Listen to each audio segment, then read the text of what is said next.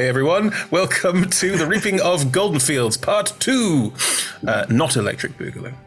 Anyway, thank you very much for joining us for our folk/survival horror campaign set in the breadbasket of the north, Goldenfields. But yes, we will get back to the plot in a bit, but first, let me tell you a bit about what we're doing. We're playing Dungeons & Dragons. Everyone here has character sheets, and you can see them on the left-hand side of the screen because we do everything digitally, thank you D&D Beyond. And with those character sheets, they can roll dice and do fun things and tell stories, thus we can all tell a story together. And while they all play their characters, I play the rest of the world. Strange weather patterns, strange people. Again, it's all unpredictable and fun. So I have to roll dice as well to see if I can do things. So yes, thus we tell our tale. The stream runs for about 3 hours, and there'll be a roughly 5-10 minute break somewhere near the middle.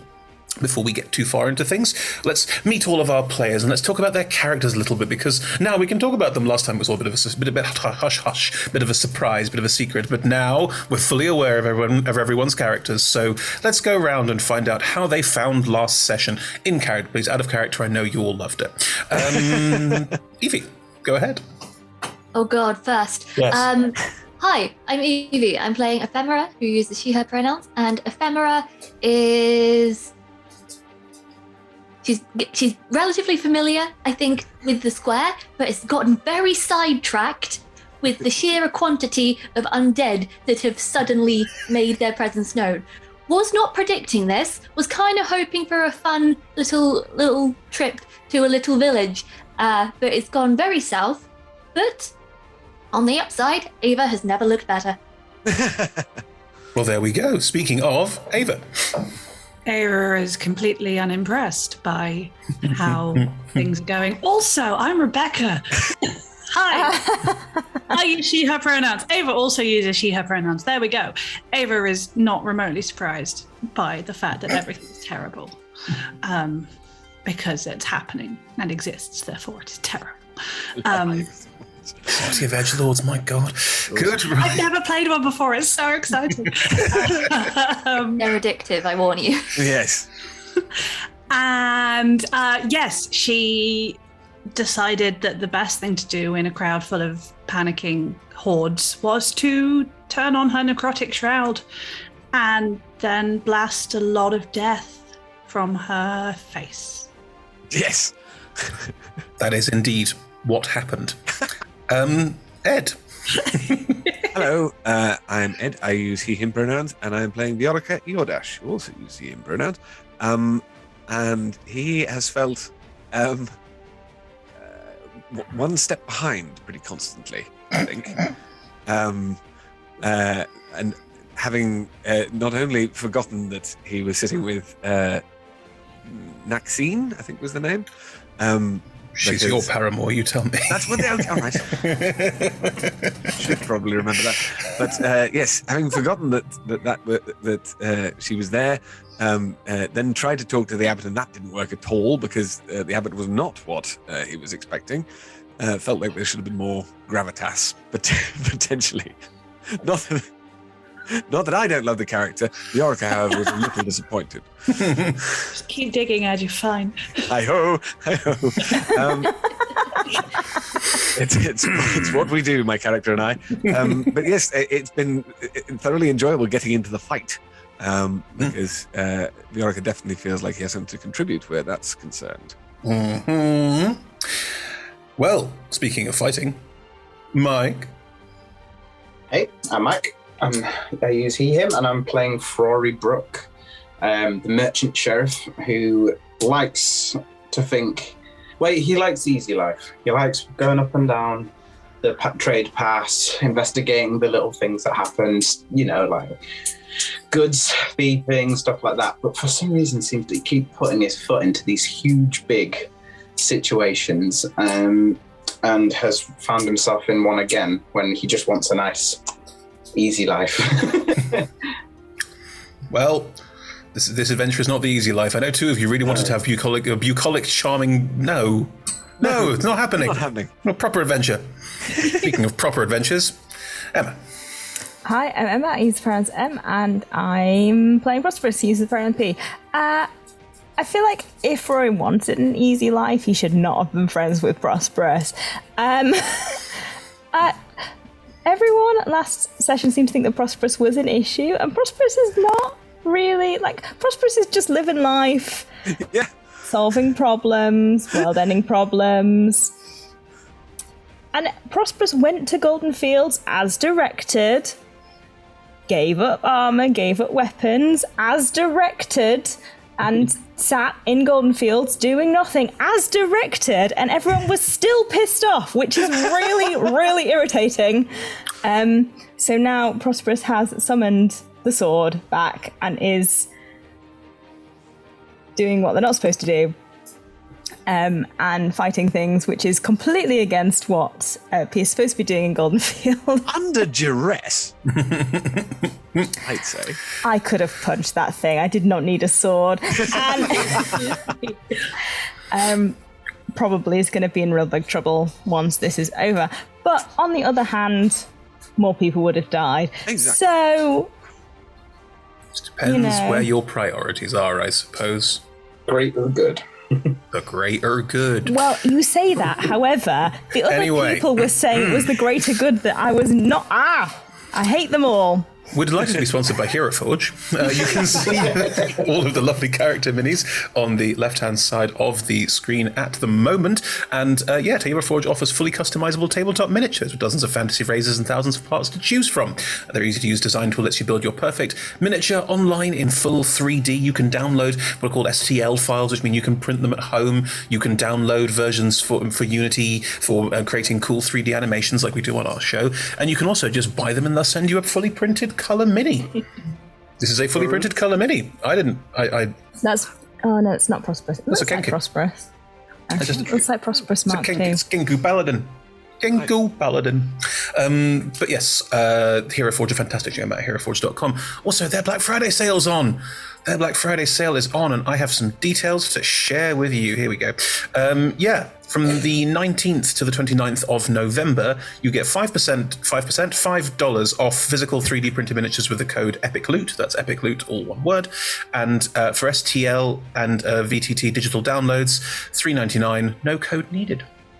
All the information will be in chat to check out there as well. But yes, use your Black Friday wisely. There we go. You can give them little like hooks on top, so you can make them like Christmas tree decorations. Or earrings I've seen as well. Yeah. That's very cool. That's cool. It took me a minute to you meant loot like swag, not loot like. Oh yeah, sorry. EPICLOOT, no space, not LUTE, Rebecca. There's a bard here. Exactly. Very fair. I'm sleepy. We're also delighted to be sponsored by UltraPro. UltraPro provide things for your tabletop. They are organisers, they provide card wallets and card sleeves, and also they provide Geejaws, and I love my Geejaws. Look at my Mimic. Look at this exceptional figurine of a Mimic. There are no Mimics in this campaign. This is a figurine. How would we know? I'm just saying now, I only have figurines of things that don't appear in this campaign, so I'm just letting everyone know every time I show one. But yes, this is a Mimic. It is a figurine of adorable power. There are many, but this one is mine. If you fancy a figurine of adorable power for yourself, then head to ultrapro.com and you can... Foreshadowing. Yeah, so it comes in a second. But yes, head to ultrapro.com. If you want to join us in chat, you're also in with a chance to win a gift voucher. There's a random draw at the end of the stream. So yes, thank you very much, UltraPro. We are also sponsored by Elderwood Academy, as I mentioned earlier, who are the premium purveyors of bespoke game theming gear, including hex chest dice boxes, spellbook deck box, and rolling trays disguised as bespoke ancient arcane tomes, and scroll and codex dice towers and rolling tray pairings. Gorgeous stuff for all you dice goblins out there.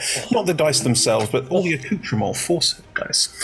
If you fancy some accoutrement of your own, head to elderwoodacademy.com and you can use the code ROLL together with a hyphen in the middle at checkout for 10% off.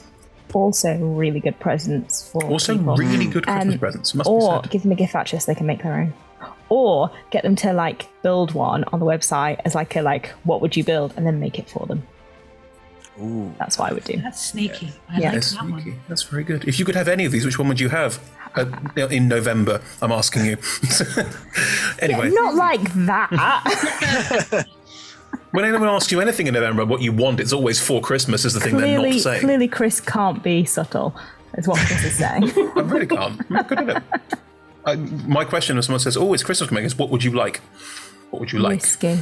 Tell me and I will get it for you. It is simple. Whiskey. That works. Oh, sorry, no. I thought Chris was asking, like, as in what would Chris say? Chris would say whiskey. So we're off track now. We're also supported by D&D Beyond. As mentioned, they provide digital character sheets. On the left-hand side of the screen, you can see ours, and we recommend you have your own as well. We're also supported by Level Up Dice with their link. There's a link in chat for the Table Shakers range, which is a lovely, heavy set of metal dice. I've got the D20 here, Em's got the D10. I'm just trying to hold up nothing. I don't know why. Sorry. Thank you, Ed. It's very helpful. We're also supported by two lovely D&D video games, Earl Champions of the Forgotten Realms and Warriors of Waterdeep. You can see some codes at the bottom of the screen that'll give you more information and access to Electrum chests and gems and that sort of thing. I'll let the mods take over from here, but there are plenty of ways you can play and things you can get for free just by watching the stream. So thank you very much for joining us for that. We are Roll Together RPG on all socials. There are links in chat. Massive thank you to our D20 Club on Patreon. They are wonderful, and you can join them as well. Again, there's a link in chat. Our shows are also all available as podcasts. Just search Roll Together RPG on your favourite podcasting app. Or there are links in chat. Finally, we play with a diverse group of players who play a diverse set of characters of wide-ranging sexual and gender identities. Our tables are trans and GNC positive, and we encourage and champion trans and GNC players and characters in our games. The DM and players may portray characters that are of a different gender to their own. While we aim to avoid misgendering, we do acknowledge it does sometimes happen. Have a company policy in place for correction should the need arise. If you think we missed something, please let us know. Drop us a message in chat or send an email to rolltogetherrpg@gmail.com. You can also press !safety into chat now to get content warnings of everything that's happening in the shows. Both of our current Monday and Tuesday shows are horror-themed shows, so if there are things you'd like to avoid, do check out our content warnings there. And then there's also a link to the TTRPG Safety Toolkit, which lets you play safely, and we can't recommend playing safely enough. We do. A lot of it's invisible, but we do recommend checking out the link regardless if there's something you'd like to get into your games as well. Right. Here we go, folks. Round 2.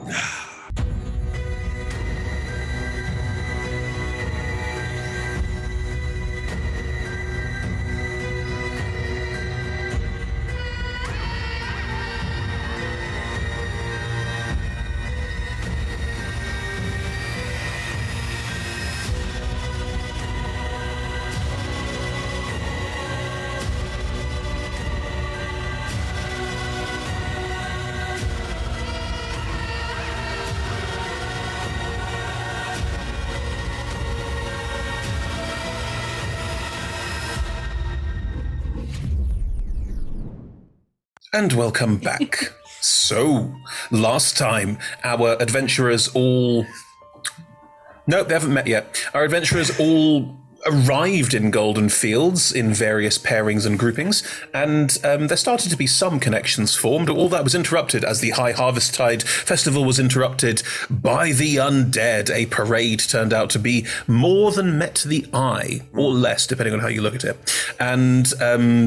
realizing this, our heroes, in their own special way, disrupted the parade, and in doing so, seem to have started to summon some awful demonic beings into Goldenfields. It's all very woolly right now, because not a lot's happened since combat. However, where we rejoin the party is literally in the middle of initiative. You had just defeated the Nightmare Shepherd, who got the sword like a javelin through the face from Pete. In front of you, the Nightmare Shepherd had just started summoning undead that started rising out of the ground. What's everyone's passive perceptions, please? 14. 14? 18. 18. 15. 15. 12. 12. Not even a teen. What was that, Mike? 20. 20. Right. Bad. Frore and Ava, you would notice this. The others... you might pick up on this over time, but you two definitely do know and might be useful later. These undead are not crawling out of the ground as in, there were bones there, and they have now been animated. It looks like they have been summoned out of the ground. A slight difference, but an important one. These 5 are appearing out of the ground and are staggering all around you. There are 5. 3 of them look to be skeletal soldiers of some description, and 2 look to be entirely desiccated humanoid individuals, but no armor or markings on them of any kind. However, before they get to do anything, can you please roll me a d20? Ooh. Hang on. What's going on here? Oh, I don't like it. It's bad. It's a 7.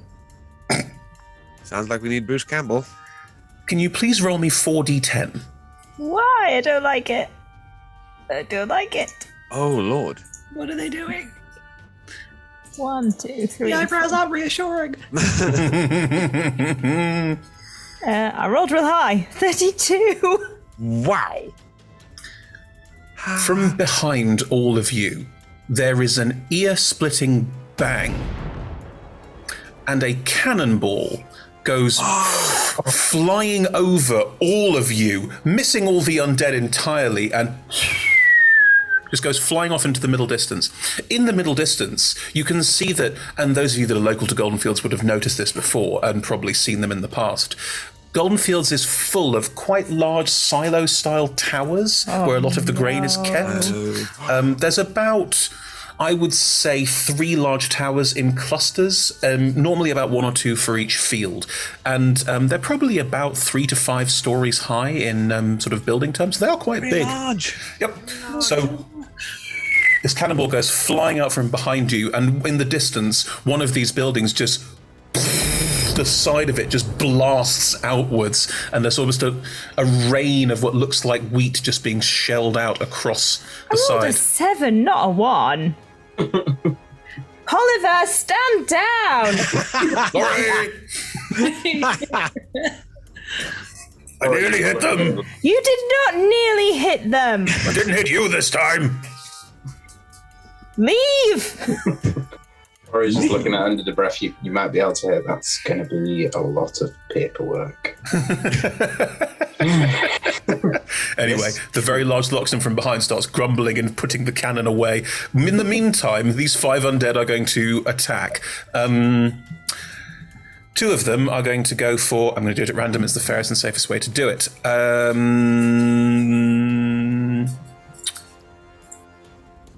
1, 2, 3, 4, 5, 6, 7, 8, 9, 10. Good. Still isn't going well. I suppose none of us have gone yet, apart from... Ava. That was effective. Hello.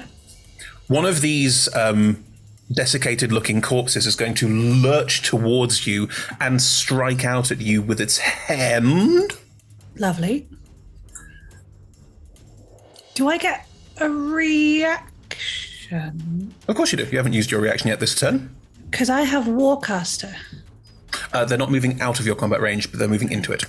Cool. It's all right. I'm assuming an 8 won't hit you. Do you know what? It won't. Mm-hmm. And I'm not wearing any armor. Yeah.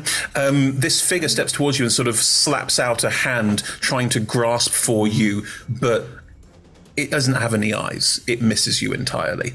Just claws the air next to you. However, as you look into those eyes, can you also please make me a wisdom saving throw? Ooh. Yes. I'm wise. Ava is wise. 18. You're definitely wise. Yep. You look into the eye sockets of this creature and feel nothing. It's just another thing to be dealt with. Ava's lip curls slightly. Another one is going to strike out at... Oh, come on, dice. Oh, Roll with us. physical dice it is. Prosperous. One comes lurching towards you as well. Your AC is currently 16, yes? 16, yes. Cool. That's another 8. Oh, These things are good. I've rolled very, very badly so far. Can you also make me a wisdom saving is it to throw? be charmed, frightened, or diseased? Frightened. I cannot be frightened. Cool. It's the end of their turn. Actually, I also cannot be frightened. no one within 10 feet of me can be frightened. I think we're going to be all right then. I think so too.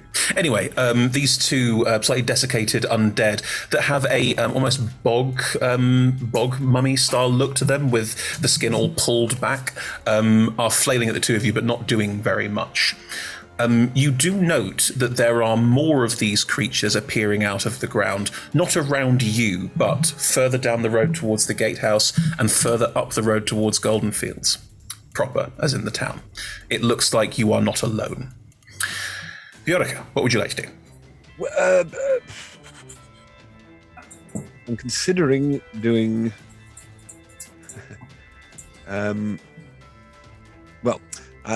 considering doing a thunder wave. How close am I to everybody else? Ava and Ephemera are about 15 feet away from you to the side. P is also with them, and Furore stepped back, so you had room to thunder wave the cows. But the cows have gone, so you could comfortably thunder wave in front of you and hit. Let's see. The two creatures that lashed out are with P and Ava, so that doesn't make any sense. But the ones that there are these three sort of soldier type ones ahead, you could easily hit all three of them, I'd say. Okay. Yeah, so 15 foot. Oh, it's a 15-foot cube originating from me. Can I sort of go into the middle of the five of them? Of course you can. Get them. You run into the middle of them. You can run into a point where you don't run out of melee with any of them and are sort of in between all three of them. Yeah. Seems wise. Exactly. A very wise choice is what it seems like. That's the plan. So Viorica runs into the middle and does with it, puts the sort of sword cane to his mouth and sort of does a and that is the basis for the thunder wave that goes out. What's the saving throw, my friend? It is a Constitution. They're going to be very good at that, aren't they? You never know. Considering my rolls today, that's a 5. Wow, no. It's a 17. A 15. Nope. And another 15. No, that's all three of them. Absolutely not my day. Awesome. They all take 8 damage only, but that's a start.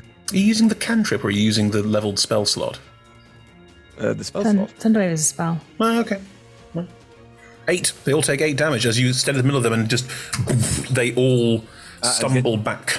Well, they get pushed 10 feet away from me, I think. You're in. All three of them, because they all failed so spectacularly, just fly out of range of this. You've basically set off a small sonic boom in the center of the space. Be quiet! None of them were talking. Good, right. Just gonna turn to Furore with like a. Are you sure they're on the up and up? Furore is a long way away just watching all this. Like, what?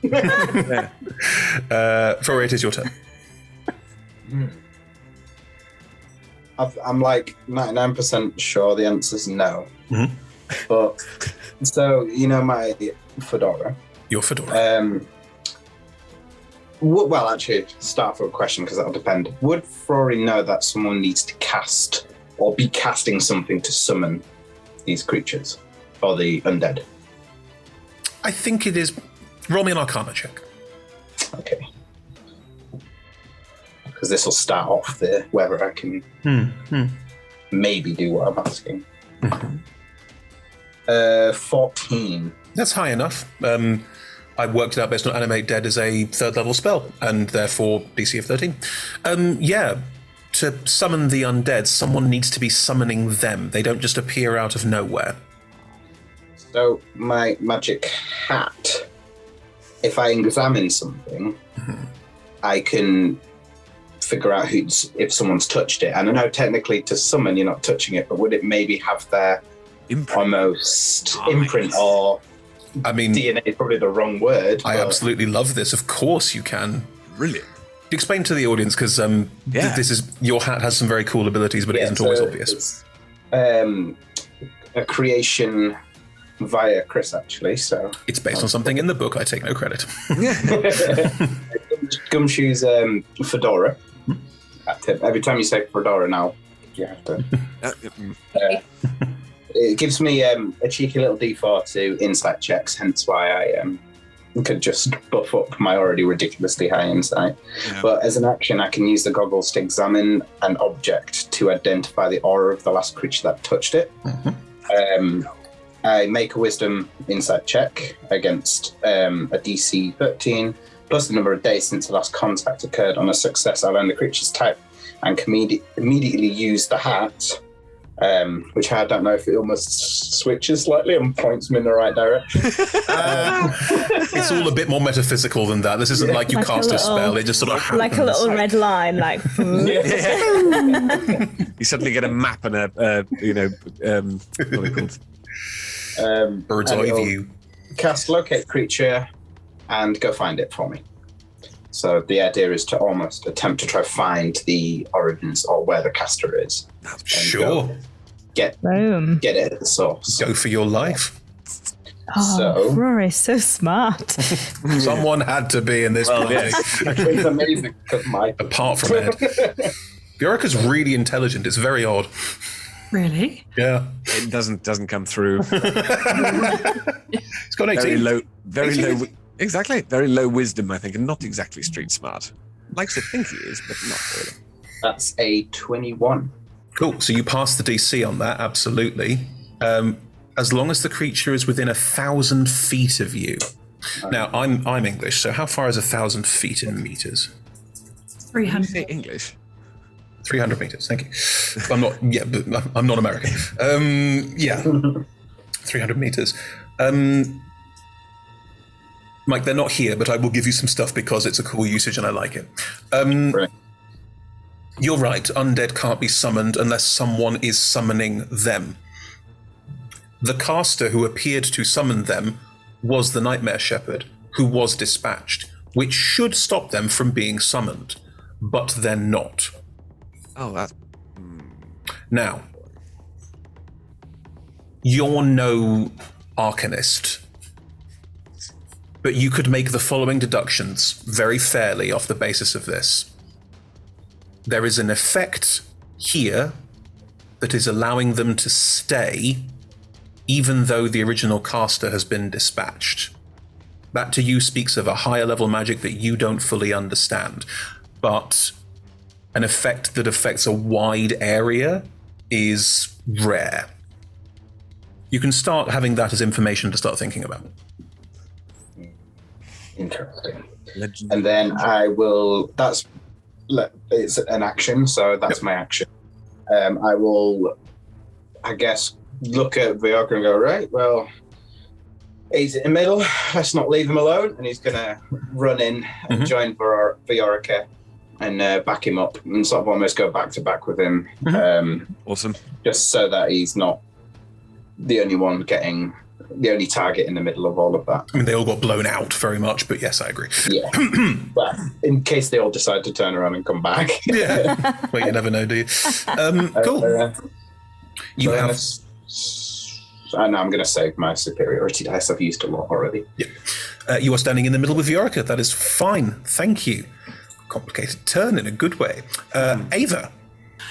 I hope it's okay. I'm going to metagame a little because I was going to spend my action looking for the caster, and that is a colossal waste of everything. If we all discover in turn that they're not here, so if it's all right, I'm not going to do that. Let's find a way to do it in game. Mike, would you shout out something to the words to this effect? That would be for Prosperous's benefit. I almost like the idea that you figure stuff out loud. Figure stuff out. You know, like a classic. Very cinematic. Sort of. Oh my Do you film noir narrate? Do you there going, Yeah. day 35? Suddenly I realized, son of a bitch is not here. Yeah. He almost narrates what he's figuring out, and when he has a realization, he unintentionally sort of shouts it out a little bit. So if anybody was half paying attention, they'd pick it up. Do you do that from a long way away as people are hearing the shout out, or do you mutter while you're running in to help Viorica? Just as you run in. It's a great way for Prosperous to keep up with like Frory's complicated conspiracy theories. Nice. Yeah. I see where his brain's going. Ava, you can hear. Prosperous does not see where Frory's brain's going. Prosperous points in the direction Frory points in. Thank you. That is much nicer than metagaming. Do any of the 5 look tonkier than the rest? Not especially. The ones that aren't wearing armor look slightly heftier, as in look like they have more hit points, but otherwise they all seem pretty similar. Cool. I will put, as a bonus action, move my hex from dead boy to the one closest to me wearing armor. Yep, fine. And then, as an action, I will cast my Agonizing Blast. And this time I'll remember to add not just the hex damage, but the maddening hex damage. Oh, Got that yes. last time. I could have done more. So, because it's just Sorry an about that. action, it's only 3d6, 3d12 for 20. It's only 3 attacks rather than 6. One is a 30, Hits. one is a 21, Hits. and one is only a 16. Just hits. Yay! Ow. Okay, so then that is 3d10. That's a d10. And that's a d10. And that's a D10. No, you're a d10. There we go. Ooh, nice. That's 2 8s and a 6, which is 22 points of damage plus 15 is 37. And then what does a hex do? It's necrotic damage. It's 1d6 per turn or 1d6 per hit? 1d6 per hit, I believe. Ha! Done well. Yes, but this is necrotic. Yeah, so we need to half it, yeah. So that's 8 damage total. So 4. So Yep, that's 41. 1. And then as a maddening hex, An extra 5. 5. But I Right. just want to check if it is necrotic. It's psychic. No, it's psychic. Yep. Great. Ah. So an extra Oh, 5. does 5. Yeah, so an extra 15. this work on them? Yeah. Cool. I've got the stat block here. They've got brains. They go So that was apparently. 37 plus 4 is 41 plus 5, 56 points of damage. It was already dead. Oh yes. But it was already dead. Now it's also you killed it with the first hit. It's Can I not have moved the Eldritch over, or do you have to? the 3 full Eldritch damages did it. So, Gotcha. but yes, you absolutely annihilate the white. Just shoot it to pieces as it just blasts. It's blasted all over the floor. Very much dead. I will. Already dead. I will saunter a little. I'll join the group in the middle because I have temporary hit points, and as far as I'm concerned, there's like Ephemera's still standing next to you, and there's still these big chunkier ones, one of which attacked you physically right next to you. oh, why did I not attack that? Never mind, then I'll stick with Ephemera because she's small. Oh, Well, Eldritch Blast would be disadvantage on anything that's right next to you. True, it because would. it's I know how range to play a attack. warlock. I'm glad you do. How right next to us are they? Oh, right next to you.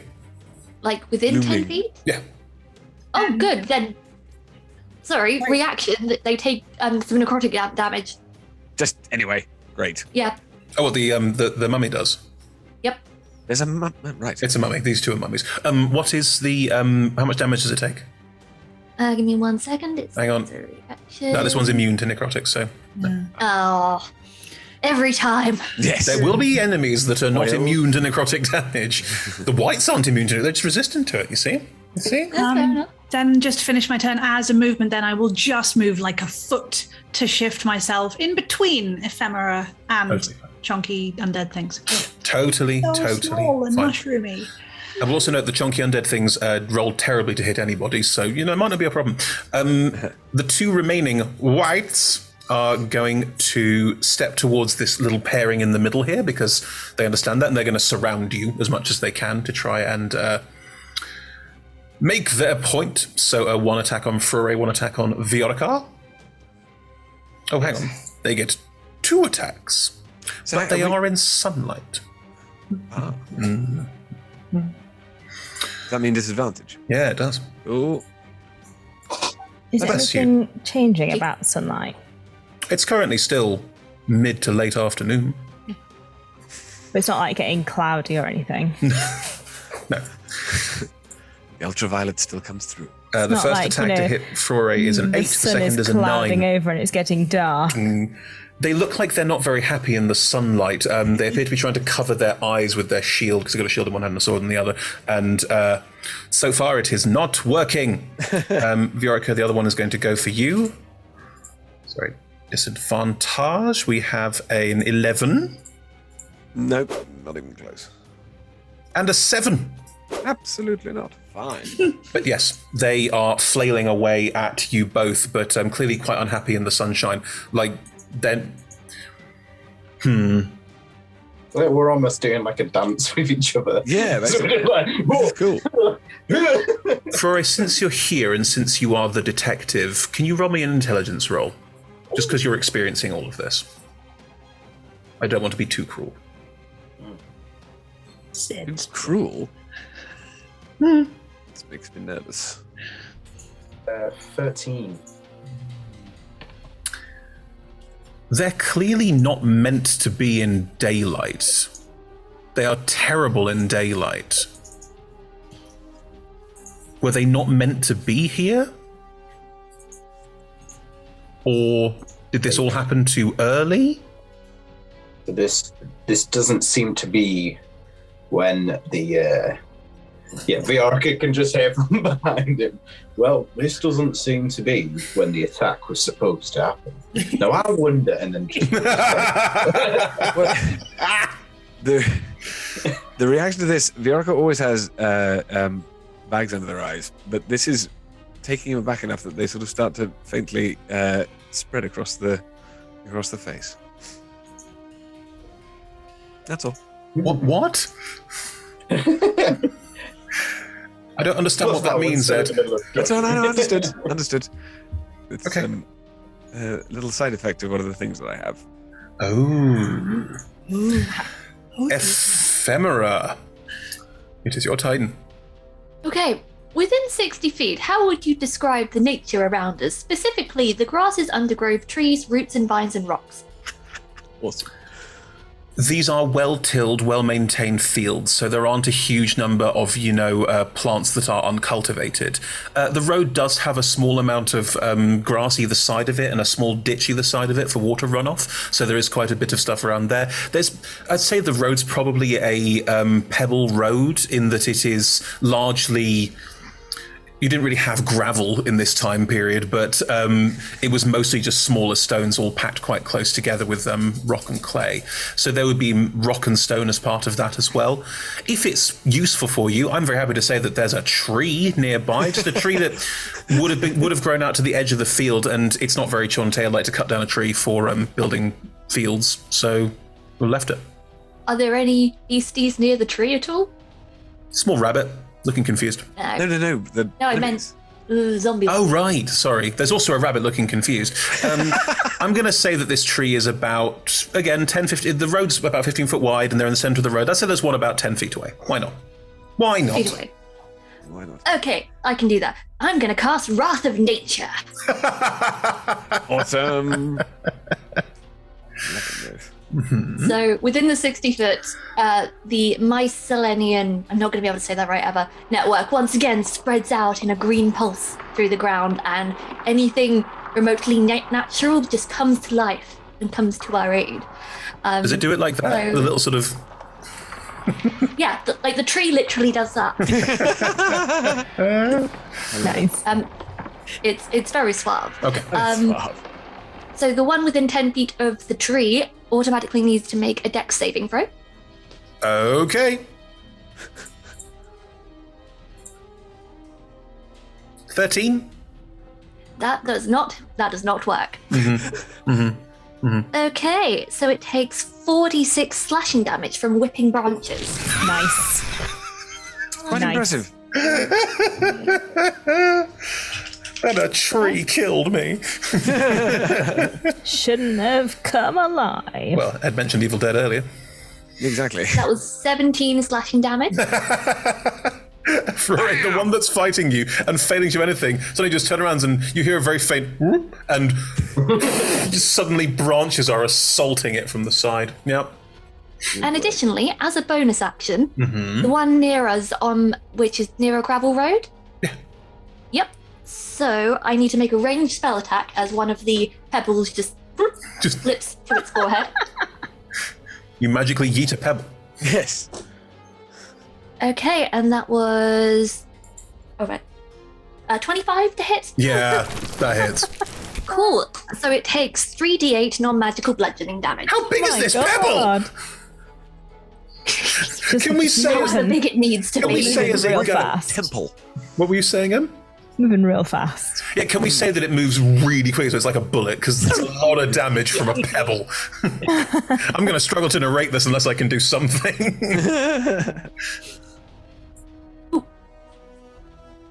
And that's 20 of your finest damage. The bog mummy in front of Ephemera and Ava, the one that Ava stood, get in the way of this, suddenly just goes... Its entire top half of its head has just been torn off by a pebble that just lies. It doesn't notice, it doesn't matter to it, but it is just very confused by what just happened as the world deigned to attack it. Any other things on your turn apart from that, Ephemera, you monster? Hey, this is like the first damage I've done. It's great, love it. That's pretty much it. But if anything does come within range of the tree, that will remain vicious. Does it have a reaction on your turn? How does it work? At the start of each of my turns. There we Gotcha. go. Cool, good to know. There's a lot of little bits. Oh, to yeah, read. that's fine. Prosperoth. I've lost track of who's where and what. There's a enemies are mummy where. fighting you. There's another mummy that's currently got half its head torn off by a pebble. Oh, and anywhere that is not gravel is difficult terrain. Nice. The ground is sprouting in mycelial sprouts and spores that are just puffing up around the outside. A tree that slowly had fungus grow over it has suddenly started lashing around wildly. I think the Whomping Willow. And has lashed around so wildly that it has annihilated one of the wights from behind. Another one of those wights was already destroyed by a series of eldritch blasts from Ava. There's a mummy standing next to Ephemera and Ava, and there's one standing next to you that hasn't been touched yet. Where is Poliver? Poliver is behind all of you a good 15 feet, dismantling a cannon. He's not in any threat. Okay, there's no zombies near him. No. Okay. I will, I guess, fight the zombie that has come just down in front of me. The mummy, yes. Yes. It's a bog mummy, so it's got that sort of desiccated flesh. It's right there, Is it right, literally right in front of me? right in front of you. All right, in which case I'll just swing out straight and try and chop off its head. Sure. Nice. Get the brainstem. I don't think that's important, Ed. I feel like you feel like that's really important. It came within Warriors as well, but it's not important. 19 to hit on Important the against first living one. things. Yeah, that hits. It's also important against Romero zombies, but these are not those. Does it... You said there are zombies everywhere. You can see more of them being summoned and coming out of the ground.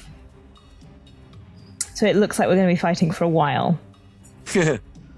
Potentially. They're not focused on you. I don't want to use all my spell slots. I wouldn't. Foreshadowing. How damaged does this zombie look? Hasn't been touched yet. I hate this. I'll use a first level smite. Okay. It's undead. It is. It is your purpose.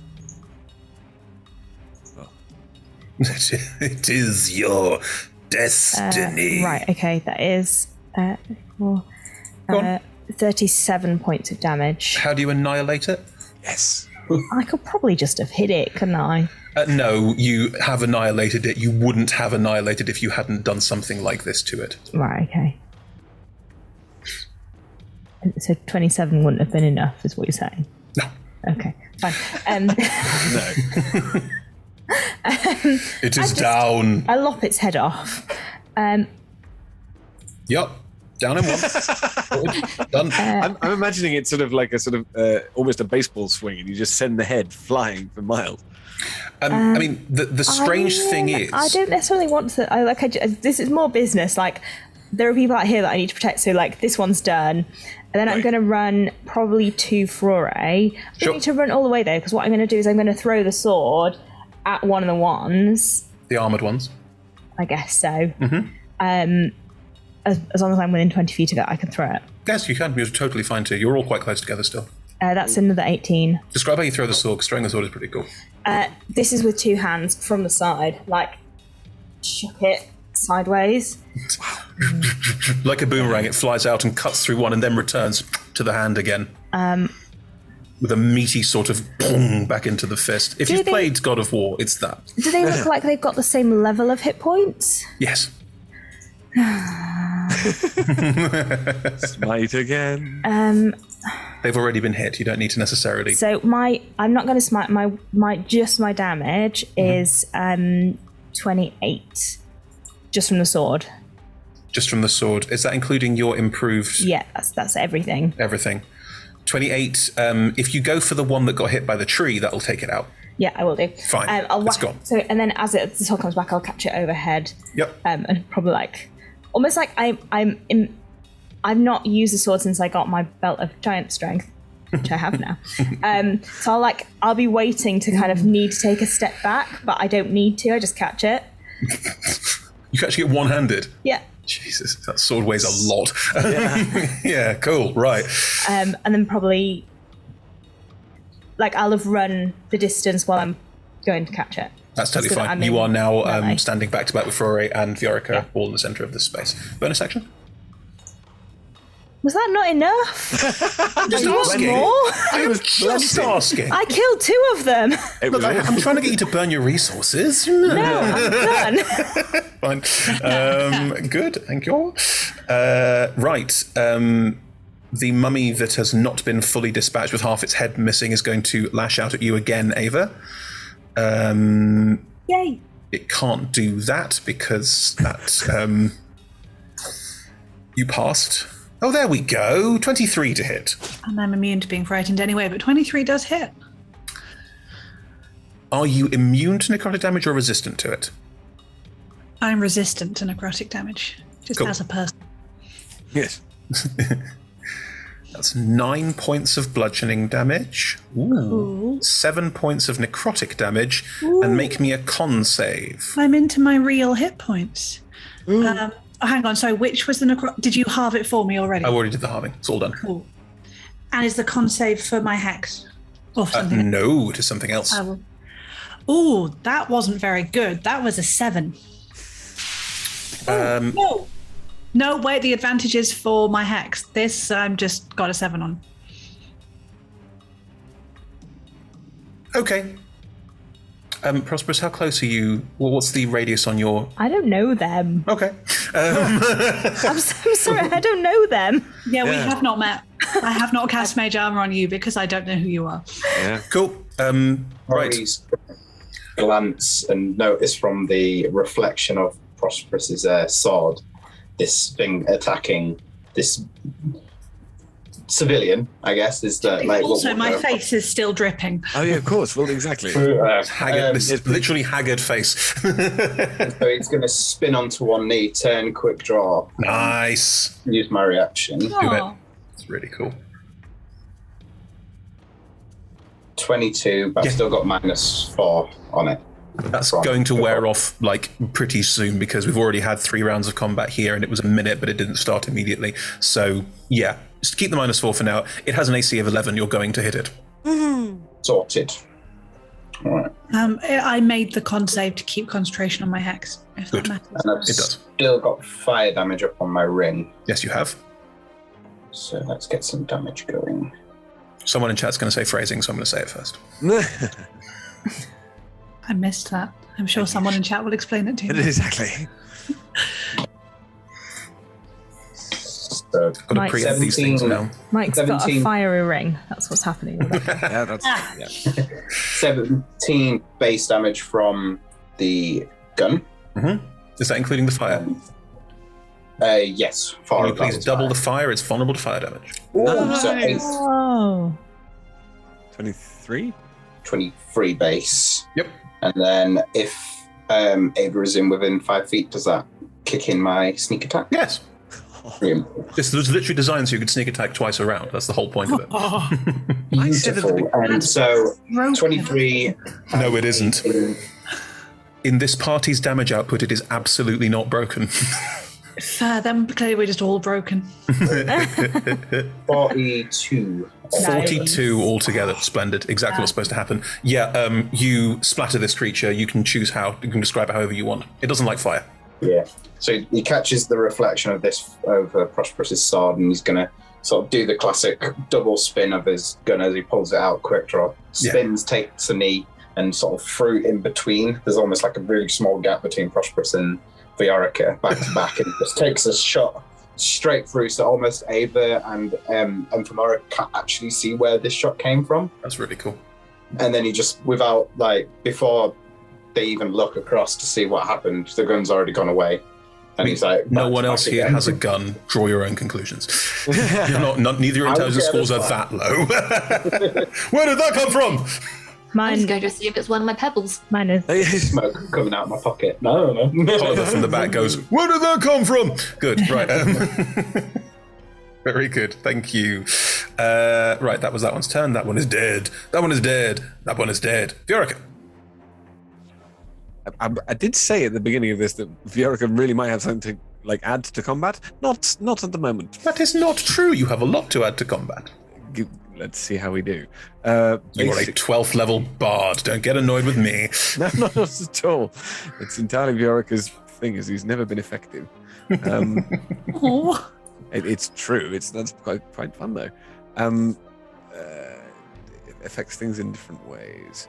I think it's just going to be because there's only one left. You say there is one of these armored ones left that doesn't like sunlight very much. Although you can see that there are more being summoned and appearing around the gatehouse down the hill, and it looks like up towards Goldenfields town proper. Is it hit at all? Has it got any of its hit points missing? You've already thunder waved it. Oh, perfect. Thunder woven it? I like it. In which case I'm going to point at it, and the bell will toll for it. Perfect. Which means it's necrotic damage, right? Yes. They're resistant to necrotic damage. I'm Understood. Sure. You know I am, because otherwise it would be 3d8, and so I want to do more if it's going to get halved. If you see what I mean. I do. Yes. Just about, anyway. 3d12 halved. Europe. Oh no. Wow. Oh dear. It's shockingly bad. So 8. Again. Apparently 8 is my lucky number. It gets a saving throw, doesn't it? No. I think it's... It does. It's a wisdom save. Okay. Wow. Yes, okay, do that. Which it failed. Which it failed. Really would have felt like, aha! Ding! You're resistant to it. Special cantrips that you don't save on. Flora, it is your turn. My turn. Away. That took me by surprise because just after what I'd done. Wait a minute, what? We've got, in a sense, one left in our sort of vicinity, right? That's one left that's close to you. Yeah. Like bad stuff that the other creature's coming up everywhere else. He's going to move shoulder to shoulder with Viorica and just pull up, and I will steady aim and just take the shot with advantage. Sure. Just nice, clean. When people left, do they leave in the direction of the city or in the direction of the out? Both. Okay. Just fled. Wow. 26 minus 4, 20. You can stop minusing the 4 now. I think it's the top of top of this round. We're good. I made my point. But yes. 26. You hit it, yeah. Beautiful. Let's get that. That's 9 standard damage. That is 8. So 4 doubled for the fire, if it's still doubled. This one doesn't double the fire, so it's 17. 17, and then let's get this schnickertick. Which I'm doing on the Beyond app because 16 on top of that. It's enough. Headshot. Yeah, just clean. Instead of that quick draw, it's more of like almost like his eyes go sort of in. Do we get the anime glint? Yeah. With the covering and the anime glint of the eye. If he had 2 glasses, he'd just like push them up before he took the shot. Very, very nice. Yeah. Yes, you shoot it in the head, and we are out of initiative. There are no more villagers around you. They've all fled for obvious reasons. You do see that this sort of black swirling necrotic energy on the ground that these creatures were pulled out of does seem to continue. However, it does die down a little. You can see more of this sort of black swirling, if you will, all over the place now. It's moving in patches across the fields. You can see that down by the gatehouse there is shouting and screaming, and more of these creatures are being pulled out of the ground, it seems. And you also hear shouts from Goldenfields town up the hill. Yes, Emma? I'm going to start running towards the town. You're going to what? I'm going to start running towards the town. Cool. Nice. Prosperous is gone. I want to know if my failed Constitution saving throw did anything. Roll me a medicine check.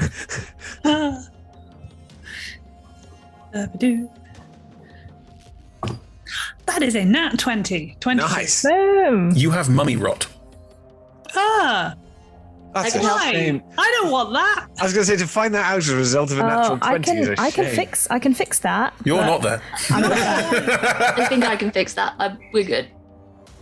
Viorica is going to turn to Frore after this. And, that was very impressive. Are you law enforcement here? Not here, but does my sort of The North Cover Furrow, from- which is your jurisdiction, continues into Goldenfields and ends in Goldenfields town. There's an inn called the North Furrow's End, which is very much the end of your walking trek. You've been in and out of there loads of times. So yeah, you wouldn't spend a lot of time here because it has its own guard and militia. Why would they need you? But this is part of your beat, technically. yeah. Trying to use the sort of cop terms like beat. I think I did quite well. This is part of my beat. You seem to have some idea of what's going on, so why don't you just stick close? Yes. No, that's exactly what I was thinking. But I have seen... Have you dealt with these kind of things before? No, these things, well, yes, technically, but they more just appear in front of me and you have to deal with it. But we can talk about that in a second. Prosperous is off to go get P in trouble, and we better go follow. Is that the Prosperous? I feel like that's the only way to explain Prosperous. Good. Okay, He well, will turn and point towards Emphemar and Ava and says, "You two seem to be able to handle yourself. Why don't you follow us for now?" all right. Yes. Okay. Oh, yes. We are very capable adventurers, right, Ava? And we love being told what to do by random men. It's one of our favorite things. Ephemera, roll me a D100. Okay. Couldn't find the other one. There it is. 71. You recognize this man in the hat? You have no idea where from, but his name is Frore. It's Frore, right? See now, What? I'm sure I recognised your face. I Where do we know each other from? I was hoping you'd be able to tell me. Is this any chance to kickstart any more memories? No. You had your initial "I know you," and Evie rolled high enough, and Evie recognizes you. But beyond that, no. Give me time, goddammit. Eva, I think we're on the right track. You mean we get to go with this rude, shouty man? Yes, we get to go with the Right. short, rude, shouty man. His name is Frore. Aye, pleasure. Hello, your hat is silly. Right. Oh, sorry for spooping you, person, when I spoke into your mind to warn you about the demons. Oh, that was you. That was Thank me. Well, it has happened to me before, but that was quite surprising. Apologies. I tried to pick someone that looked kind of competent. I didn't realize. So I'm very sorry. Understood. Thank you. Your scarecrow costume is very effective. It is amazing.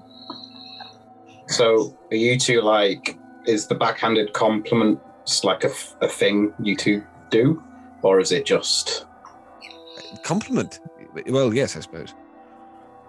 Well, you can choose to take it how you want. The hat could be stupid to you. And you can see maybe you might have hurt some feelings for you. Oh, no. Oh. Right, I mean, you can stay here. You don't have to do as I ask. I'm just saying you obviously can fight, and there's obviously a fair bit of trouble going on, so do as you like, but I'm off to go before something blows up, and we'll begin to run after Prosperous. I'm coming with you. And, Ephemera. I think we need to work on how to make friends, but we're on the right track. Please come with me. I want to follow. I mean, I think we've got our skills exactly right in that department, but also, yes. Ava does not run, but she will glide after. Not Ava, Ephemera is going to take your hand and just kind of hurry you up a little bit. It's fast gliding. In game terms, it is the same as running. Good. You continue up the road, away from the gatehouse and towards the town. Prosperous, you went way earlier. Everyone else chatted. I mean, I'm not sad I missed that, but... As you start running towards the town, Poliver will catch up, will basically join you and be running at pace with you towards the town. Poliver, this is going to be dangerous. I don't think it's a good idea for you to be here. Why don't you But I'm a shepherd! No. Okay, you go sort out the gatehouse and get people out of the gates. I'm going to sort out this. Can I roll a persuasion check, please? Sure. I feel like Prosperous could just raise 29. Raise the right eyebrow. 29. 29. Nice. Right you are. Gatehouse! Turns around. Trust you During your completely. conversation. Trust you completely, Poliver. Don't fire the cannon! Shepherd. Right, good. Oliver runs off in the direction of the gatehouse to his certain death. I'm basically looking for anyone who looks incapable of defending themselves to get them out of trouble and try and get them out of the city so they can get to the gates and out. You're trying to send them down the road towards the gates. I will remind you that you saw undead and at the gates, and it was shouting, and it wasn't like the gates are fine, you can leave. In that case, I will try and gather them all to me, so I have a herd of people that I can personally protect, and then get them to the gates and out, because that sounds like a really sensible plan. Oh dear. Do you say anyone you else are is going. shepherding them? Yeah, that's what's going to happen. Woot woot. And the others are now running to catch up. But we'll come to that in a second. As you run ahead up... As I run, would you say I've potentially got an action that I could use? Sure.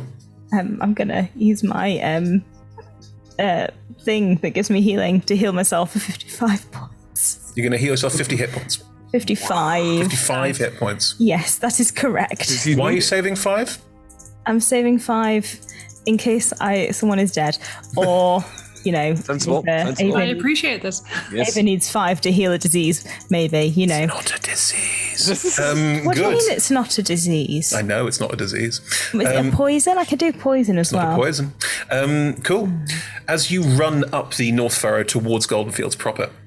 Just so you know, I've got 99 hit points now. Hooray! Very good. Nice. On the right is a field that is specifically laid out for livestock who are pretty much panicking at this point. There's lots of, screaming cows is not a very pleasant noise, but there's lots of livestock that's clearly very upset and worried. None of them appear to have been turned into undead. It's literally just, they're sad. I will open the gates so they can stampede away. Cool. You ignore all rules of the farm and just open the gate and walk away. What do you want me to do? Herd the cows? I don't know. They're more humans, but it's just what's happening. I don't have anyone else here to help me. I can't herd a whole group of You've got cows. more people coming after you. Exactly. Yes, they can herd the cows when they get here. I'm just going to enjoy this. That's what's going to happen now. You open the gate and you keep running towards Goldenfields. Yeah. We'll now get back to that. As the four of you run up the road, suddenly a horde of cows and sheep are stampeding down the road towards you. Oh, good God. What do we do now? The cows. Just step out the way. They're going You step out, like, what, you move into one of the fields at the side, you get out the way. Once they've started, they ain't gonna stop. Flore just goes, nope, and just steps into one of the fields. You like step over the ditch, your feet get a little bit wet, but you manage to get sort of outside. In front of the field. This was going to be okay, and I'm going to do the same thing. Ava, I can restrain them maybe. Would that be a good move, or is that animal cruelty? No, do it. Do it now. I'll help. Fiorica, your shoes are going to get very damp. Mm. Are you all right with that? Fine. No, not at all, but it's, these things happen. Okay. What's the war? They'll Right. come back when they're hungry. Don't. No, do it, and stop them. They're going to Or get out of the way. down. Ow, crab. Okay, Oh, please tell me that's canon how the spell works. I was about to say shit or get off the pot, but it feels cruel now.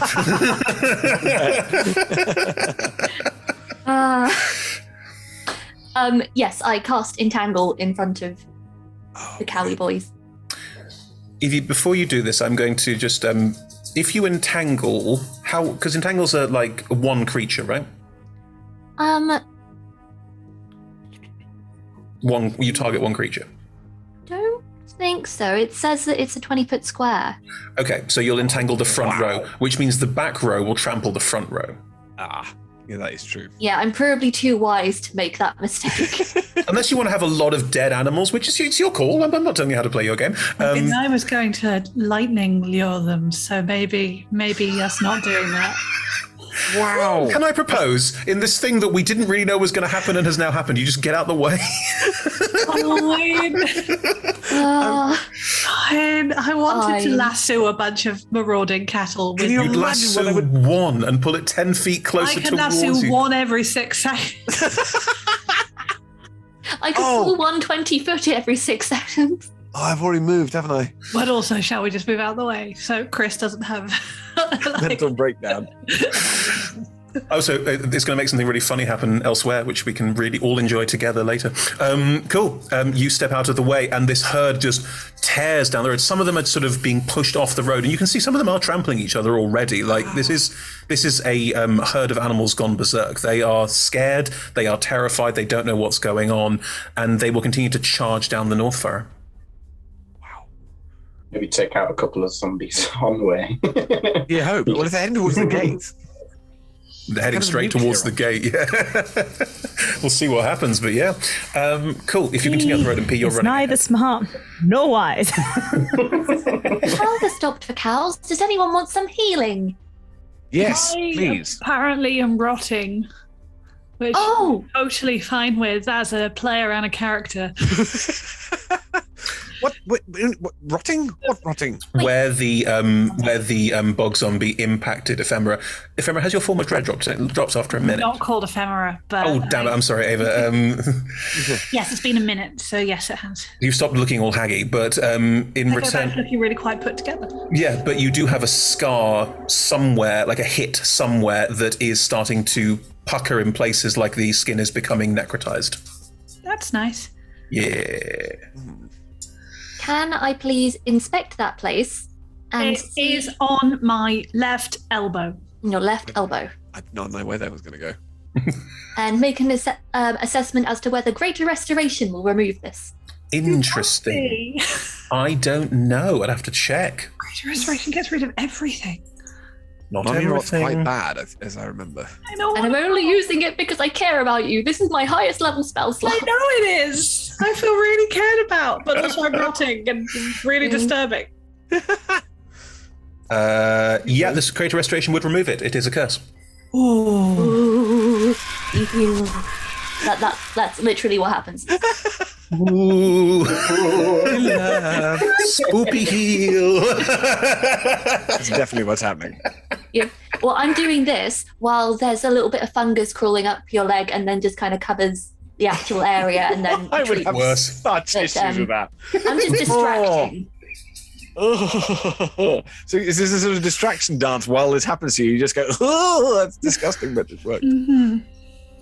Yeah. Thanks. We're all Cool. pleased that happened. Good, Cool. right. There's no more fungus crawling up body parts, and great. Moving on.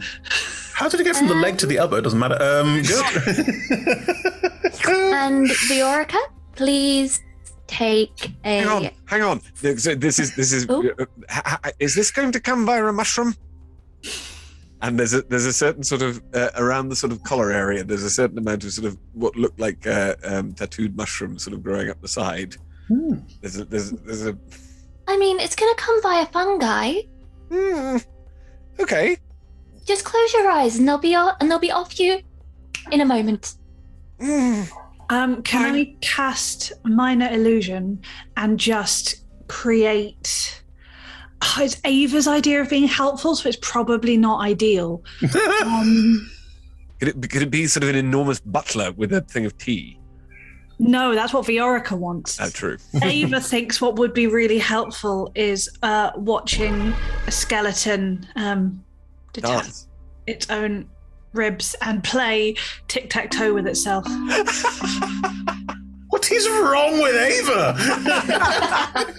Hey, I'm here's something so nice angry. relaxing. She's a born entertainer. This is great. I love this. How beaten up is Viorica looking?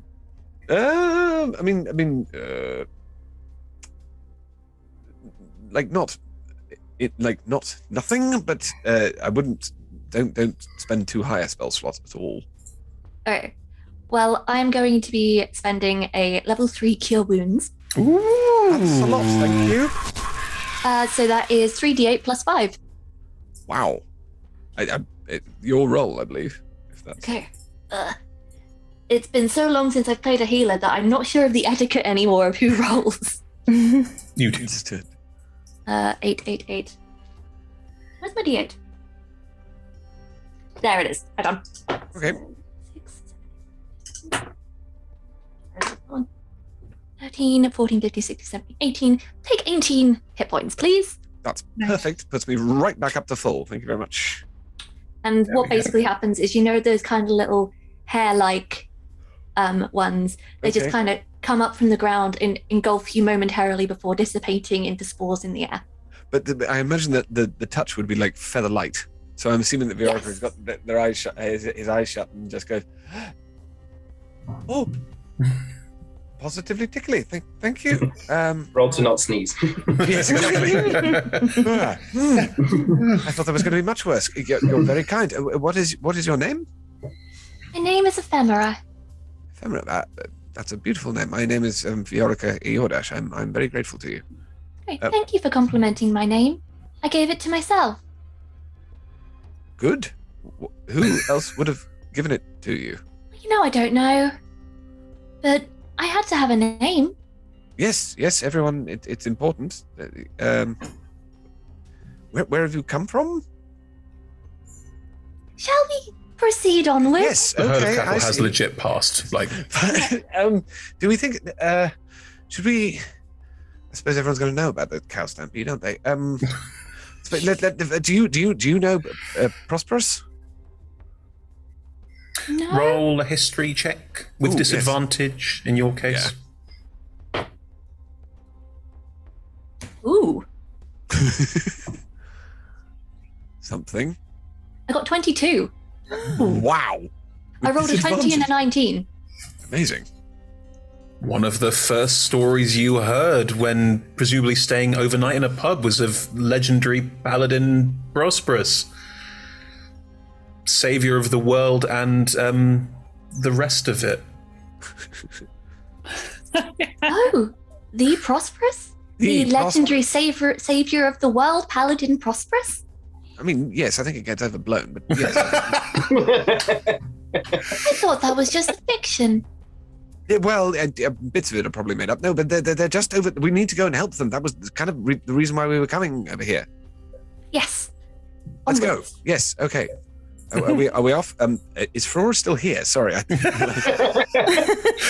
just followed after Prosperous when he realised that we were having a chat again. Let's roll, shall we, to see if Flora is. Just decided that this is very boring.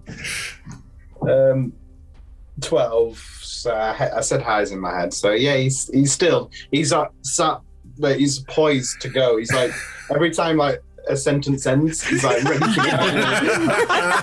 The politest law enforcement officer. Can we please? Yeah. Major crisis happening just 10 minutes up there. Okay. Okay. Let's go, Mr. Ferrore. I think let's go. Right. You can call me Sheriff Rory or just Rory or whatever suits you. Don't worry, I'm not too. Anyway, let's go. And I will up how quick. Rory does move at 40, so with a double dash, he's obviously Also a rogue, so he will outpace you. Yeah, he's just an absolute bullet. As at this point, he does really want to catch up to Prosperous to figure out what's going on. Cool. Okay. This is useful. Also, that was quite a long time, so we've got ways we could do things. Pete, you arrive into Goldenfields. Goldenfields has a central field, which is circular. In spokes coming out from it in a semicircle, not the whole way around, are roads, and then those roads have semicircles of roads as well, creating a sort of wheel spoke township. There are houses in between all of those. They're not individual houses, they are group shared communal spaces. The Abbey's in the middle, isn't it, pretty much? No, the Abbey is just south. So if the central field is here and the houses are there, the Abbey's south to there. I'm pretty much beelining for the Abbey, but I will stop and gather people as I go if I see people, but I'm concerned that the abbot probably went to the Abbey thinking that it was safe, and if he did, I want to get him first, and then I feel like if someone's going to try and take over Goldenfields, the Abbey would be the place to take over first. So I'm going to try and head straight for the Abbey to get the abbot, but if I see people in danger on the way, I will gather them. Okay. As you run down the road towards the centre of town to turn off, there is a small copse. If you know how there's houses on two halves of these spokes of these wheels, one of them is a copse and the Abbey is the other, so you could cut through it to get there. It is quite thick and there are paths through it that are sort of part of nature walks, like there's a certain sort of processionary aspect to Jontean worship inside there. Can I hear people inside it? As you step into the front, what's your passive perception? 14. Around the spokes of the wheel, if you will, you can see the rows upon rows of houses as you move past them. You do hear some shouts, some screams, and there's clearly something going, some mess going on. You can also see that there are roughly 10-15 undead in eyesight that have risen and are moving in between various houses. In the field, in the center of town, it all looks relatively quiet, like there aren't people there. But if you listen on the wind, you can just hear the sound of an even greater amount of banging and crashing. These are coming from the Abbey itself. All right, I'm going to go straight for the Abbey. Do you go through the copse? Feels like a trap. Who can say what's a trap and what isn't a trap? Let's not get philosophical now. It's going to be? Yeah, I mean, I was debating whether I would roll stealth, but no, I'm going to charge straight through. Nice. The copse is basically lots of very small paths, small brooks, small shrines to... Yes, but I would know the fastest way through. You would. And I'm going to run straight down it. No problem. You with run no into the copse. concerns about being stealthy or who That's can hear me. fine. But if I do hear anyone who's in distress, I will go to them. We will come back to that. You run into the copse. Flory, you arrive at the edge of Goldenfields and you see exactly what I just described. And hear exactly what I just described. In fact, your hearing is better than Prosperous's. The figures that are going through the farmhouses, there is some screaming and shouting, but you get the sense that they're not... People appear to be running away from them and doing fine at getting away from them. It's not like there are people, they're not sort of murdering people in their homes, because no one would be at home right now. It's mid-afternoon. People are just screaming and running away, probably running north further up into Goldenfields. There aren't any other major population centres, but there are loads of other like spaces people could go to hide. In particular, there's a very, very big building to the north of here, which is a brewery, which has a spired tower, which is also where some of the guards stay. So, You get the sense that the undead are not sort of like going through houses and murdering people. It's going through houses, looking for people to kill and not finding any. From where you know the Abbey is, you hear a lot of bangs and crashes like someone's trying to attack or assault the Abbey. Can I make a sense prosperous roll, like a sense motive, but sense what would prosperous do? And try to figure out. You want to roll WWPD? I don't know what that roll would be, but Insight. It's an insight roll. I'll take that. 87. 19. 19. 20. 20. He would go straight for the Abbey. You look at the cops. He would go through the cops. Right. I will turn and just hold off slightly, let the others catch up, and then... Dang it, Mike, I thought you were going to split the pie. Again. Because Frory may have an insight into Prosperous, but I wouldn't expect the other three to. So he'll hold off slightly until they get into like 30-foot slash shouting range, and then he'll point towards the Abbey and start cutting through if they nod or acknowledge what I've said. You will see Frory making very sort of flight attendant gestures towards the cops. Do you all go with? Are you basically running behind as fast as you can, or are you going to look at something else, see something else?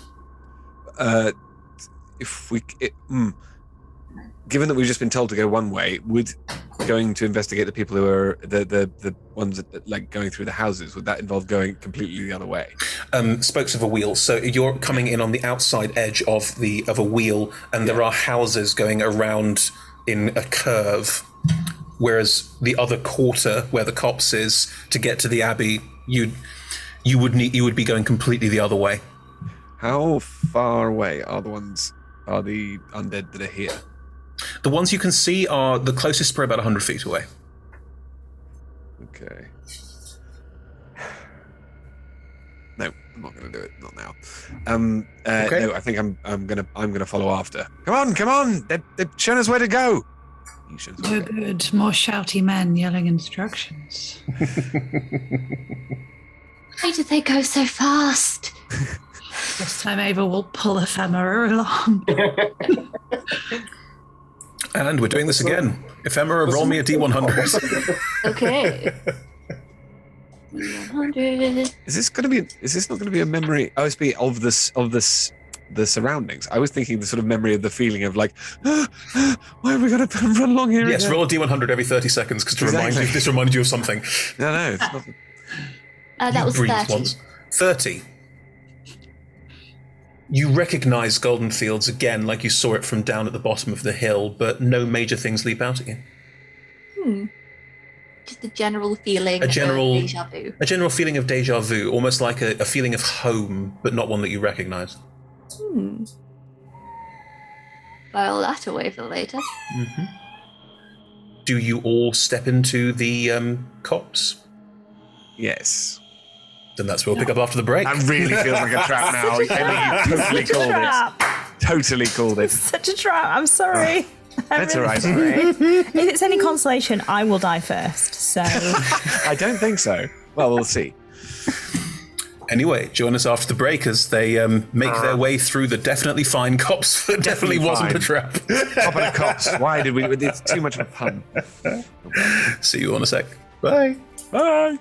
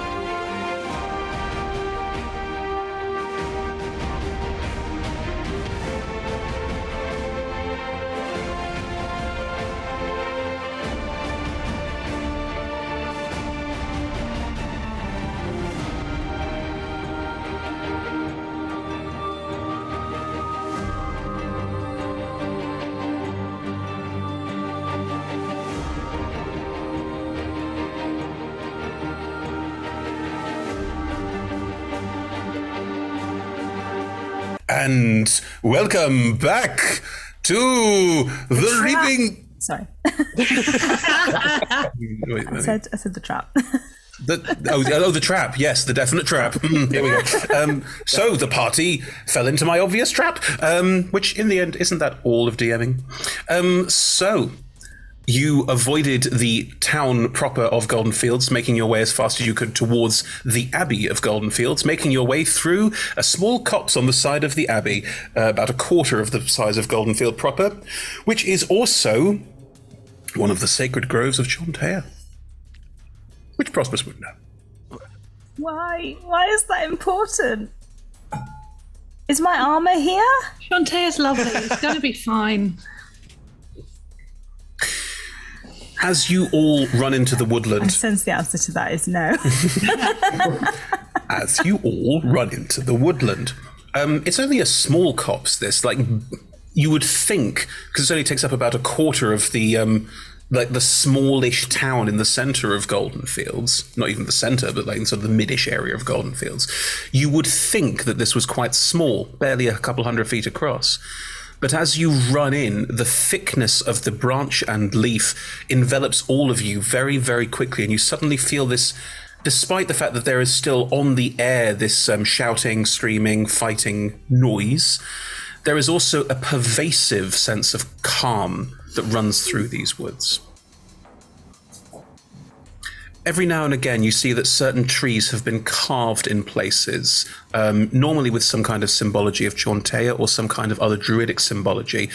Ephemera, you speak druidic. Mm-hmm. Did you know you spoke druidic? You know what? I don't think I did, if I haven't come across it yet. Which, why would you? It's the most useless of all character class abilities. I speak a special language that no one else speaks. Great, good for you. Anyway, You can leave secret symbols that no one else in your party can read. it's so useful. It's But like yes. Thieves' Cant. No, Thieves' Cant is useful because everyone speaks Thieves' Cant. But you note that in Druidic, on these trees, carved into the bark in most cases, there's quite a lot of what you would assume is just part of Chontea's holy rites. Like there's information on there about what to pray for, how to pray, etc. However, you would note, and I don't think anyone else would because there's no reason for them to look out in that way, quite a few of these carvings have been defaced. Oh, Underneath them, where they have been defaced, often new things have been written in. And the tone of these is very, very dark. The land will not be happy and the seed will not grow unless Chontea is appeased.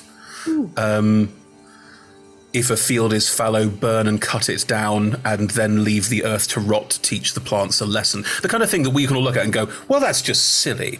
But it's Somebody's doing it. grim, extremely so. so someone has crossed out the very wholesome religious instructions and written something very creepy underneath. Sounds interesting. What is it? Something about leaving plants to rot. The goddess needs to be appeased. It's all very horror-y.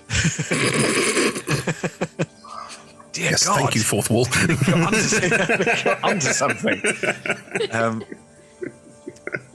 What's that music just ominously playing in the background? Suddenly I Classy regret editors. going on my own. Carl Wolf, rather. Can you tell who did it? I mean, I can have a look and see what made the marks, I suppose. Yes, well, might be useful. I will give you this for free. The only other people who could write in Druidic would be Druids. Druids. Interesting. Okay. Do I know that? Roll me A history check? That's not going to... No, I don't think there's any way you could possibly know it, because how would you know unless you'd spoken to another druid about this, and you haven't. So, no, you don't know. It's written in a language that only you understand. Can't you guys see? Like, you can read it for yourselves. No, that's not it's a language I don't speak. Does Growing anyone up else? here, would I know that, running through here as a kid or whatever, or parents saying, You wouldn't be allowed to run through here as a kid. It's a sacred shrine. well, allowed and did are two very different things. Roll me a history check. Nice. That's a no. That's a 2 plus. Not a lot for history. Oh, that makes it a 9. Ferrari's not big on the whole squiggly lines thing.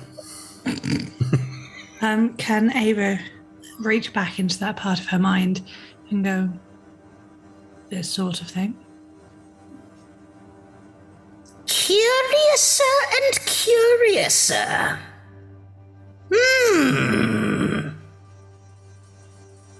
I mean, none of this is Shantaean mythology. Maybe she's turning over a new leaf, so to speak. Sorry, I made myself laugh. Yes, leaves. Pun. We have to keep digging deeper before we can make any full conclusions here, but I'm starting to form a picture. All sounds rather culty, or connected at least, from what yes, the that makes sense. Prosperous and the abbot mentioned. If you want to try and pervert the entire grove, the entire setup, if you see what I mean. That. You're your friend with that paladin. You with that. His name is Ferrore? Yes. This is true. This is true. I'm Bjarka. Hello. Hi. P seemed to be wearing symbolism of this place. P is not wearing any symbolism of Shantae. Then that roleplay does not happen. You in a hat. Should we go after Prosperous? Yeah, probably. I think that would... Sorry, yeah, normally absolutely covered in it, but at the moment, no. It's all right. It means I get to roleplay with you rather than about you. Speaking of which, Prosperous, as you have run through the copse, your passives are 14. You probably noticed that some of the what you would term as being the original scripture. This is where a lot of the scripture for Shantaean mythology was first codified and written down. Had been defaced. Would that bother you? Yes, I am cross. Okay. But that's not unusual for me. I was going to say pretty furious most of the cross. time. Yes. As you continue to run through the wood, you do hear noise up ahead. You know you have to go through the central space in the center of this copse, which you know is a space where the tree ants like to gather. Does this noise sound like it's the tree ants? I would have met them. You definitely hear tree ants shouting, which is very rare. As if they've been bothered? As if they've been bothered. Right. I'm going to go and I'm going to defend the tree ants. Awesome. Cool. There is no plan to this. I'm just going to run into the middle, whatever's going on, and throw my sword at the nearest thing that looks like it's attacking a tree ant. That is what's going to happen. Cool. You haven't rolled a stealth check, so there is no surprise round. That is correct, yes. I may be surprising. In so many ways. Well, you might be, but it's not a surprise round, so can everyone roll me initiative, and you will all join on the second round of initiative. Cool. Oh man, everything's falling off my desk. Maybe you should clean it. No. Oh, hush now. Oh. I rolled a natural 20. There you I go. rolled a 1. Not on an attack. I also rolled a 1. Wow. Rolled a 1. Oh my god. I think this is just taking into account all the roleplay we were just doing, and so we're just not ready. Okay, so a 1 for Viorica is a 5. Yes. What is a 1 for everyone else? 3. 3. It is a 2. 2. Foray? I'm up there with a 22. Okay, so we're a thing of extremes here. A 20 for Rory me is very quick, so I guess. 20 for you is a 20. It's 20, yeah. Damn, I could have rolled that on an attack. Yeah. Yes, that's the thing you should be taking away from this. Good. Prosperous, you run into the center of the glade in the middle of this copse. Around the edge of this beautiful glade are a number of trees that have been carved to a point of basically being like living statues, where the fact that they still grow and almost heel over where the statue was carved is then integrated into the design. It is one of the holiest spaces of Chauntea, and 5 people who you don't recognize wearing some forms of animal skull, either as a mask over the front of the face or as a headdress with a cloth over the face, are currently attacking a tree ant. They're all gonna die. Oh, yeah. To be clear, they are not melee fighters, they are all using spells, and you can tell that they are conjuring elementals, quite large animals. They're probably quite high-level casters. I'm just saying. Take them down. I mean, yeah, on my own, it's gonna be fine. You've only got a round to survive. As you run into this space, there is one caster ahead of you who appears to be holding what looks like concentration on a fire elemental that is burning. There's only one tree ant in the center of this space that is currently sat on top of a tree ant and just burning into it like a liquid. I'm gonna run straight at that one and try and whack him. Deal with it. Okay. He's not surprised, but he is. Can you make me an attack roll, please? That is a 19. Which Hits. plus 11 makes it a 30. Oh. Yes. Yeah. Spank. Yep. This druid did not have an AC of 30. In a surprise to hopefully no one. I'm gonna 3rd level smite. Okay. This may well be an ex-druid. Cease to exist. That's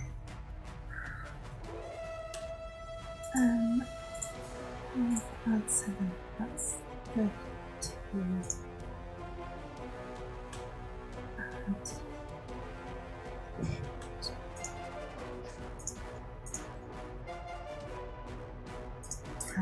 Sorry. Oh, it has gone better than I thought. I ever hoped it could have done. Good. Sorry, my D6 is not behaving. Conjure Elemental has a very funny quirk. Yeah, 40, I'm pretty sure they go mental. 46. 46 points of damage. Yeah. You run up behind this priest. You don't kill him outright, but you do severely wound him. How would you like to severely wound him? I want to chop off the arm he's using to conjure the elemental. You do? Are you throwing the sword, or are you just two-hand sweep? I'd probably do the same thing. I throw it and then run in to catch it. Nice. So as at the back, you just see this figure standing there casting and suddenly screaming in pain as an arm just falls off and the sword just scythes through the air back in as you are running into melee range. With the same one, there are 4 others. Has he lost concentration on the spell? I've got to beat a 24 on a con save. I could. It's possible. I didn't. Hey. Got a 22. It was close. Has the fire elemental gone? No. Fire elemental, if you conjure an elemental, they don't go. They go berserk. Oh, yeah. So now it's going to attack maybe the tree, maybe the people? Anything, and it's a fire elemental in the middle of the holiest of copses dedicated to Chauntea. I'm just saying. This is going well. We can stop I'm them. going We will- to... Would I know that? I would have no concept. You have no concept of that. You're prosperous. Does the caster look panicked? The one who just lost an arm, not pleased is a word I would use. Upset. Are any of the other casters holding concentration on anything? Yes, one of the other casters appears to be. There's a very large wolf in front of the tree. Looks like it's in a position to defend it, but it looks like the wolf is turning around and about to attack the tree because it has been dominated. Do I know by who? One of the casters is directing some kind of magic towards the wolf that appears to be turning it against its... I'm going to throw my sword at that one. Okay. Excellent. That's another 19 for another 30 to hit. Yep. Here's cross. These dice know. Yep. Right, I'll smite at second level on this one. Mm-hmm. I'll save that third level smite for something. Right, hang on. That.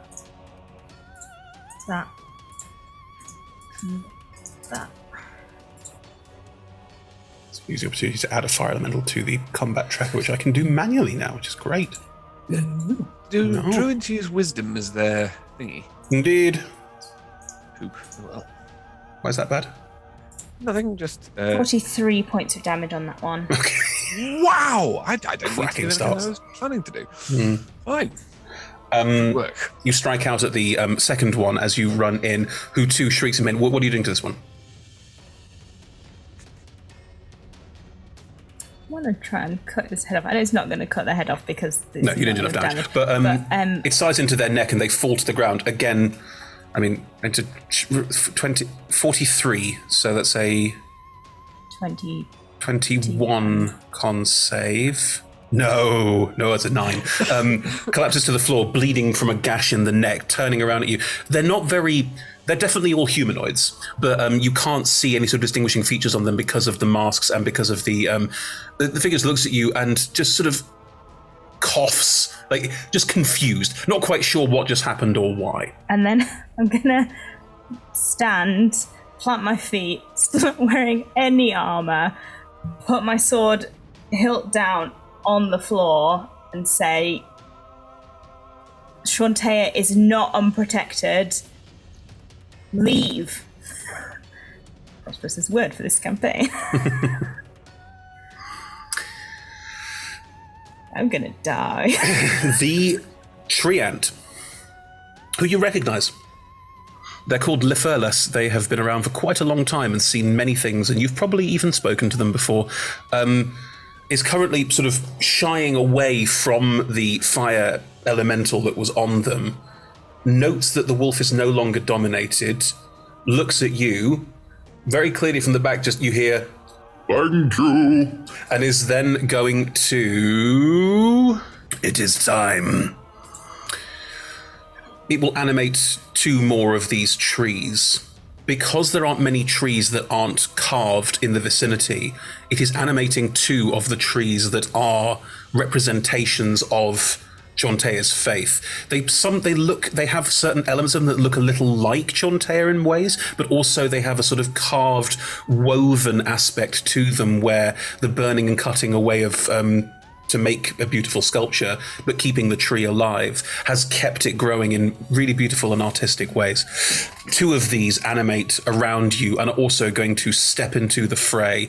And now it's not just 2 on 5, it's more than that. Only 2 trees, but they will step up. That took their action, but the trees now both get their actions, and they have the same stats as the tree ant, except for 2 very important aspects. Right. One will step forward and sort of, it doesn't really have arms. It just swings its body around in an almighty swing and will try and slam into one of these druids. That is not very good. That is a 15, but their AC is lower. The druid just squeaks as gets pushed quite heavily with an almighty hit away for 19 points of damage. You go, tree. And the other, it gets 2 attacks. It'll target another one. Probably hit. No, it does not. Rolls a 13. It tries to strike out again, but one of the other druids manages to skip out of the way. The other one will also strike out twice. Just hit for 15. And an 18 as well. I'm not rolling well today, folks. This is not a bad thing. 21 and 22. I'm rolling real high on damage, though. 21 and 22 points damage. All of the druids have now been thwacked by at least one treant. And, yeah. Yeah. The fray is now joined. What was supposed to be easy is now no longer easy, very, very clearly. However, it is now all 5 druids' turn now, and I have a lot of thinking to do, because there's a lot of things they can do. Okay. Oh, no. Survive, Prosperous, Does that mean it's also the fire elemental's turn? It might go berserk and kill someone. The fire elemental goes after the druids. Okay. Ring dwarves 20 foot in diameter. Perfect.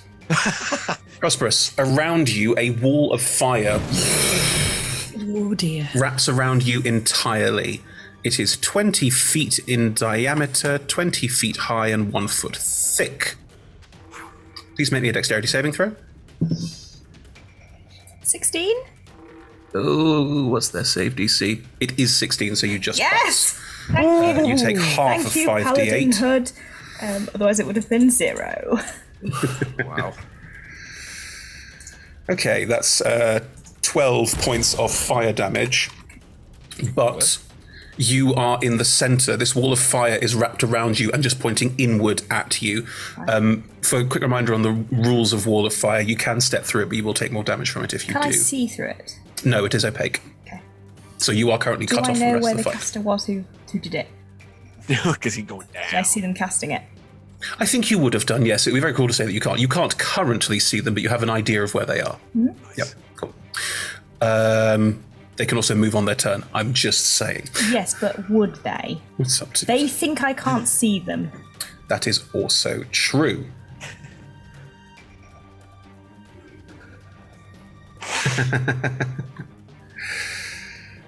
Inside the wall of fire. No, it's also 20-foot diameter. I can't. Does that mean that they now can't see me? Correct. Yeah. No, I can't do that one, so the second druid will not do that spell. That is too much. However, they will do that spell. You don't know what they have done. I need to add more things to my combat tracker.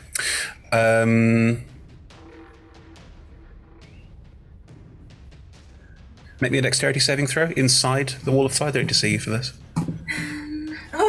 23. Nice. You pass. They try and cast fairy fire inside there, and you manage to avoid it. Good. And yeah, that one will do that. That makes the most sense. Why do they want to make the world burn? You'd have to ask one of them. See, I'm not going to do that. Okay. And that one is going to heal themselves, which is the most sensible thing to do. Good. Right. The fire elemental. P, you can't see this, but I'll narrate it for everyone's benefit. The fire elemental, I'm going to just be fair and roll a d20. It's the only way I can see to do this fairly.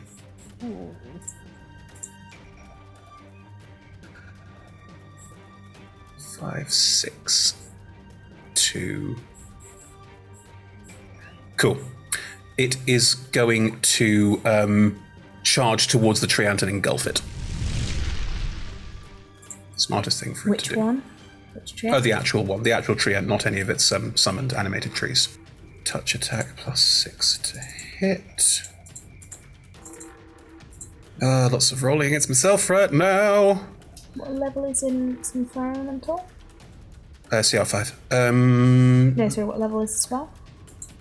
The Wall of Fire, No, it's some fire elemental. 5th level. Okay. Who You can dispel that though, right? are you asking? I'm asking you. It can be dispelled, there's just an ability check on it. Yeah. Right. So one hits, one doesn't. The treant takes that and is engulfed in flames, which none of you can see. But it was already happening, it's still happening for now. Good. Fury, at the top of initiative, you arrive into this scene. There's a column of flame in the center of this sacred grove that you've never been in. Like, even running around and playing, you wouldn't have been allowed here. There are 5 figures stood around this column of flame, one of which is surrounded by wolves. There is a large wolf in front of a tree that is on fire, trying to bat out the flames, but the flames look like they're living. They're sort of moving out of the way of the batting of it. The wolf looks like it wants to help, but doesn't really know what to do. Anyway, that's what you see. What would you like to do? Is it almost surrounded by trees?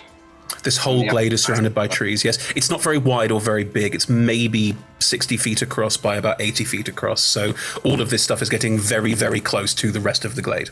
Yeah. There's also 2 other animate trees that are fighting, and you can't tell the difference between tree ants and animated trees. So it looks like there are 3 tree ants fighting. Yeah. All carved very beautifully. Are any of the other trees actually on fire yet? Not yet, no. But potentially, I see.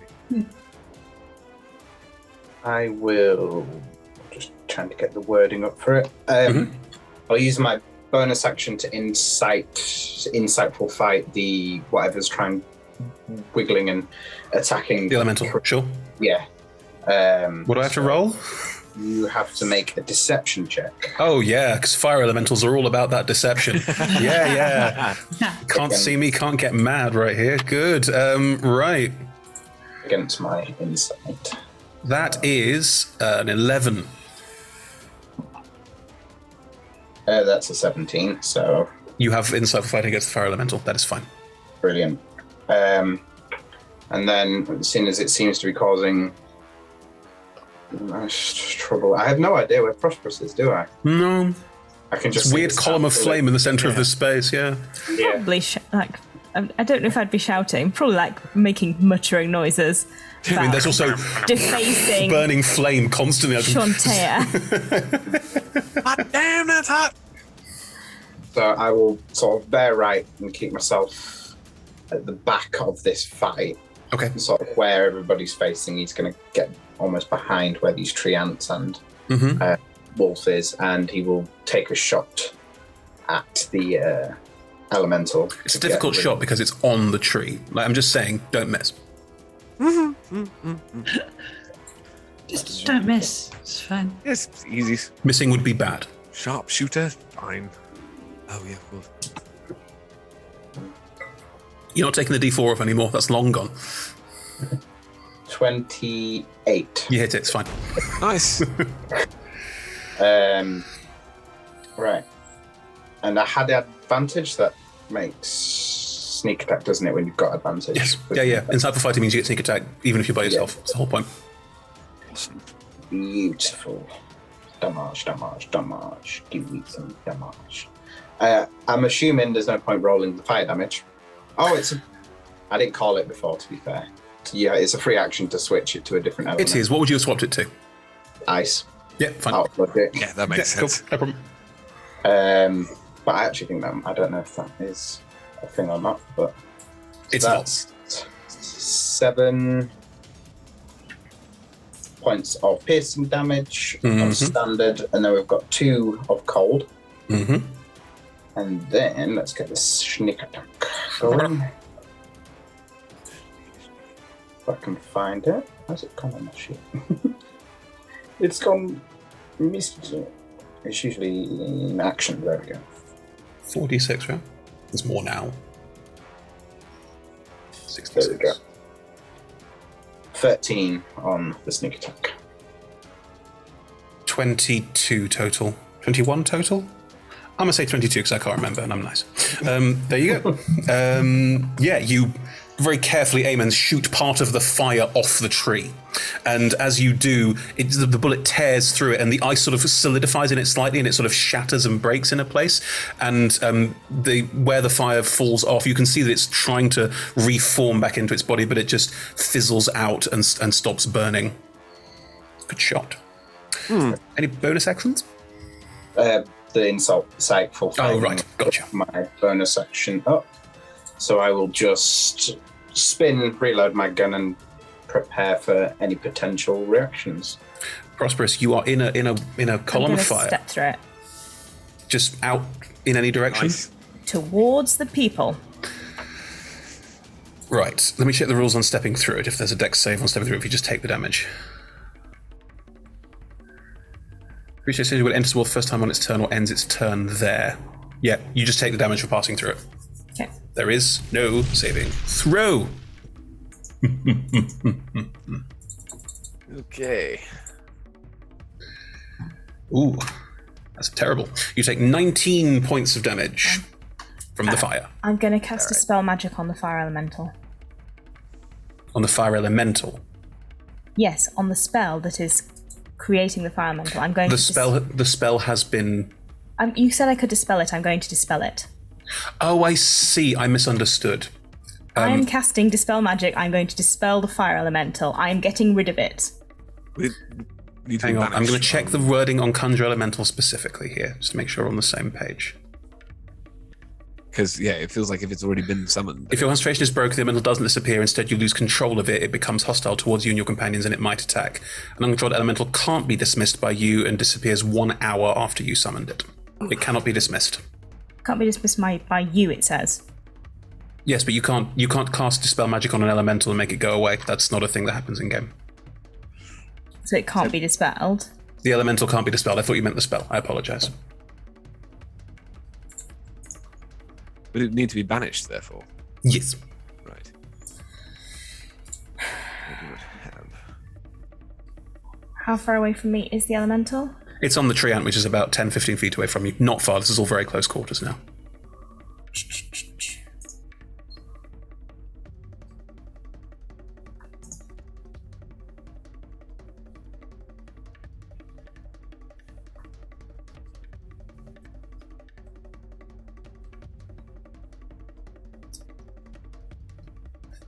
How bad off does the tree look?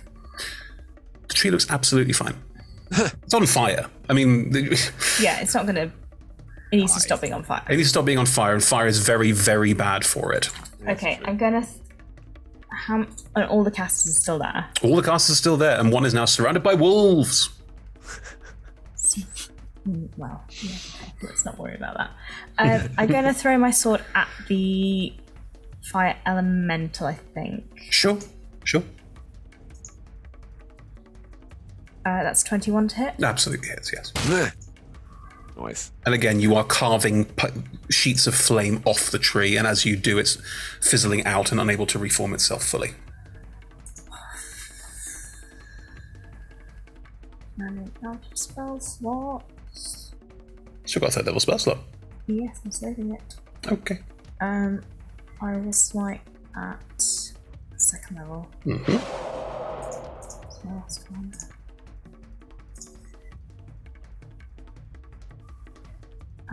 That is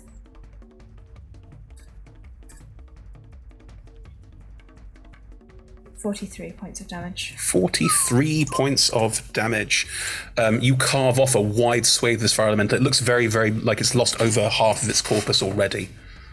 Nice. Which does any of the druids look more dangerous? Do any of them look like they're already like on the last legs? No. One of them looks like they've... One of the one that you hit the first time you came through with, the one missing an arm, looks bloodied. In the most ridiculous use of that D&D terminology anyone's ever done. Europe.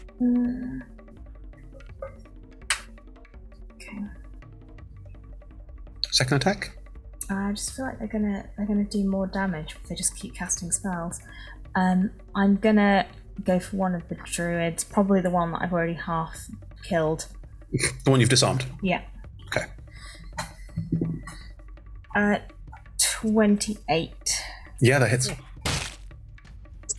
not really going to need us, are you? I mean, I run out of spell slots real quick.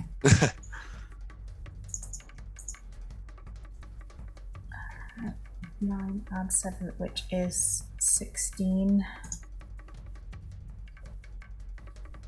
And 12, which is 28. 28. And then, do I smite or don't I smite? I probably should smite. 28. I'll smite of... Yeah, first level.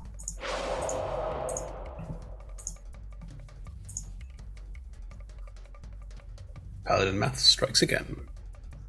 41. Cool. You take this one down.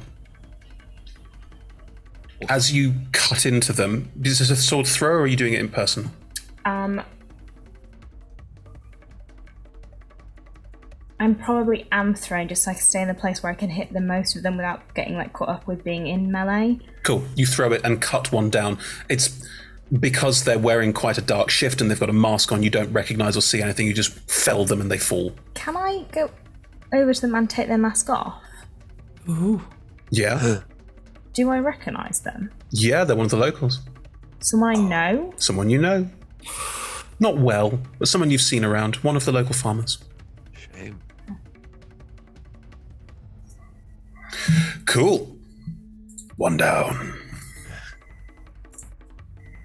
I will just, if their eyes are open, I will just close their eyes before I stand back up and Totally fine. back into Carry on. Mid-combat and no one bothers you doing that, of course. Good, right. At the start of its turn, the treant takes 2d10 because it's vulnerable to fire damage. It's still got a fire elemental on it. Okay. Wow. Can I shout at the fire elemental? Sure, what do you want to say? I mean, it's berserk. What does it get? Oi! Ugly! Pick on someone your own fieriness, matey. Roll me an intimidation check. Why not? Can it be persuasion? No. It's not a persuading thing. Pick on someone your own. It's so close to being an actual 20. It's still 23. 23. Yeah. I will just quickly roll a thing. Yeah, It's flat berserk. roll, of course. Even the most, well, I suppose, Prosperous is pretty intimidating. From the fire, and you don't speak Ignan, but you just get sort of... What it is saying is, but you're not made of wood. Good, right. The treant will again try and, instead of attacking the druids, will now try and brush the fire elemental off itself as gonna say Lithilus is scared. Fire is bad for trees. It's also a good life lesson. Fire is bad for trees. Yes. Spooky. That is a nat 1. Makes perfect sense. It just flails at its own face, desperately trying to get this fire elemental off it. Yeah. And that is a non-nat 20, so it does hit with one of its strikes. Yeah, it's whittling away at it, but it's still there. The Orica, you step into the glade. Is it very well? I was going to Bodies in the glade. taking in the scene. There's there's 4 of the druids left. The column of fire is still there, which is sort of in the center of the 4 left druids. The column of fire is still there because P just strode through it. There's sort of a column of fire in the middle of 4 druids now. It looks kind of like a religious ceremony now because of it. Well, I was going to say, so From inside, you hear a slight whisper, "Oh, Jesus Christ!" if That's reference to the Wicker Man. That's nothing else. no, exactly. If I was to unleash a 20-foot sphere, say, would that? Let's just say if I could, because I've got some options. 20-foot radius or diameter? Radius, I think. It's very important. Yeah, I understood. Radius. You could hit everyone here. You could carefully position it to avoid. Prosperous. Ooh, because Do not burn the trees. No. Promise there's not going to be any burning. I tell you what. Roll me a. Because we don't use minis, so we need some fair way of handling this. Roll me a D100. Oh, okay. It's just quite a question of luck. Who's where? Because we don't use minis, so we for something like this, where I want to have all of them be too close together and you really don't, it would be very cruel to then say they are. 48. I would say you will hit either P or one of the trees. Oh, I see. Well, So you will hit one of the 4 combatants in this space. The wolf is also there, but hasn't currently taken any combat actions, and there's also a bunch of other wolves. There's a lot of things. Yeah, no, that's what I mean. Well, because what I want to do then is Pea or tree? Tree is what it's going to be because I don't necessarily. Viorica wouldn't necessarily know who was bad, but would assume that provided they didn't hit P, then everything would be fine. Mm-hmm. And there's going to be a synaptic static, Ooh. which is the first time I've been able to use this. It's a great spell. Yes, so this is actually one of the few things that Viorica, well, yeah, I suppose it's just an upgrade, but it's not so much the voice thing, it's just and that goes firing from and explodes. Apologies, editors. Sorry. And explodes in the center of this thing. So it's like a sonic fireball. Essentially, yes. That's very cool. Yes, that is the idea. And it's a intelligence 17 saving throw. Intelligence 17 saving throw. I'm going to tell you this for free. The tree that you hit fails because it has an intelligence of 1. That tree is that tree is my ally. No, but a creature with intelligence 2 or lower can't be affected by the spell. Genius. That's exactly why I thought I wouldn't put something. Well Tree's done. fine. Tree's fine. Doesn't know. I'm only Doesn't know. How could only 6 points higher of being able to be affected. Yes, that was why I tried to make sure that I avoided that person in particular. What saving throw am I making for all the druids, please? Intelligence 17. Intelligence 17. Oh, God. Yes. Oh, dear. All right, here we go. They probably all put their stats in wisdom. rather than intelligence. Fail. 1 passes. Okay. 2 pass. 3 pass. Here's my good rolls.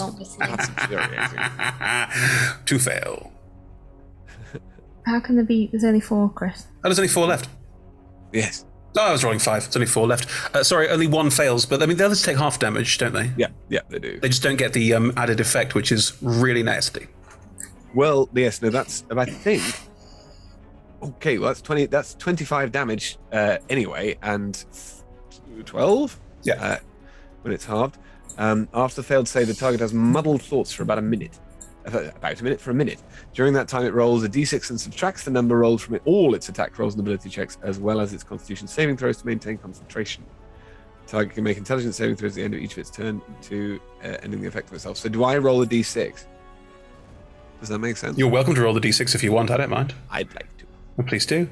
The wolves that surround one of these druids all wink out of existence as they fail concentration. Oh, nice. Okay. Just checking on that. Good. Right. So 3 is the amount taken off everything for that one that failed. Cool. Gotcha. I will take 3 off everything. Thank you. Awesome. Oh, I like that. Ava. Hello. Hello. I haven't lost concentration on my hex, and that's up for ever. 8 hours or something. That's crazy. Yeah. So I will plonk that on the nastiest and healthiest looking enemy. The warlock or the fire elemental. Warlock. The warlock, druid. Yes, druid. Druid. Yeah, you plonk it. You plonk it on the druid.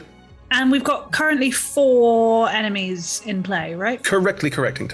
Cool. How many of... Well, I could definitely get all of them in a 60-foot sphere that I can place anywhere in 150-foot range. Is it the same thing? I have to boink 60-foot sphere. Viorica's was a 40-foot sphere. I think a 60-foot sphere. Roll me a d100. You have 150-foot range, so I can put it in a lot of different places. You're right. It's more of a question of working out. Amazing, indeed. That was a 96. Bloody hell.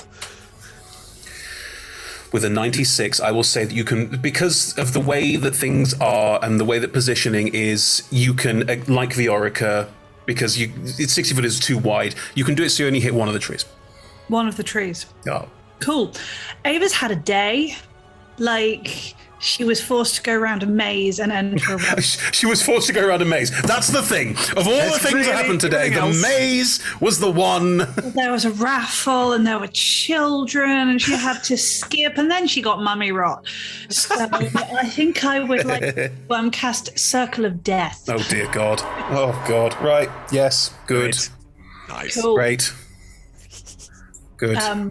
Everyone in the sphere needs to make a con save. Yes. Good. Yes. That's right. going to be better than them. The tree is my ally. I don't know that. Yes, And unfortunately. Ava doesn't really care. And I'm telling Ooh. Chris for the con save. It's for the save, yeah. Oh, I see. Yes, of course. I forgot P had that mechanic. Your spell save DC is an 18? 19. 19.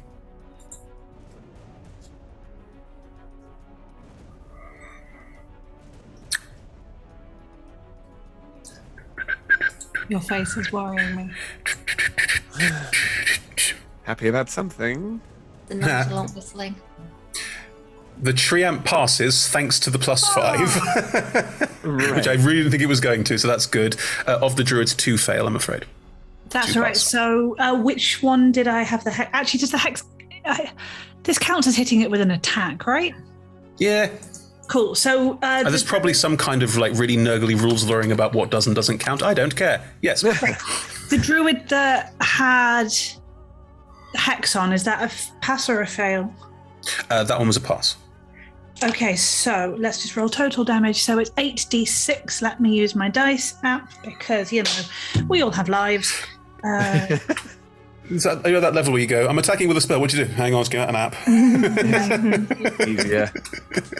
Okay, 8d6 is 32 points each to the two who failed. So Halved is 18? 16. 16 points each, but 16 points to one of them. And then Hexy, that's a 6 on the d6, so 11, so 27 points of damage to Hexy person. Nicely, nicely. Hang on, you rolled a 6. On the d6 for Hex. And then you add 5 because I have Maddening Hex. Yes. I Sorry, remembered. that was the 11. That's where I was getting Yes. confused. Thank you. Good. No, I Gotcha. remembered one of my weird things for once. None of them are down, but they all look very badly hurt. What does Circle of Death look like for you? Because that's quite a 6th level spell. I'm afraid you didn't kill any and get any free zombies. Next time. One that gives me zombies. I think it's a different one that gives me zombies. I think Yeah? it might be Innovate that gives me zombies. Well, Either way. Still no zombies. I think she's not got her form of dread, so it's not as bad, but just sort of mold, just sort of drips from her pores to the floor and then ripples and just leaves a trail of rot and decay as it literally works its way across, hits the center where I've placed the spell, and then boofs out in decay. A massive. Oh, wow. Okay. Smell must be amazing. We're supposed to be helping protect the sacred grove of Shantaea, not making it worse. Oh, is that what we're doing? No one explained it to me. right, it's the druid's turn. Oh, hang on, I didn't roll. I'm sorry, Rebecca. I couldn't hear what you were saying because Chris was laughing too loudly. Oh, Ava just goes, oh, is that what we're doing? No one actually explained it to me. Hang on, I need to roll a con save. I fail. The wall of fire goes out as well. Right. 4 druids. Okay. Yeah.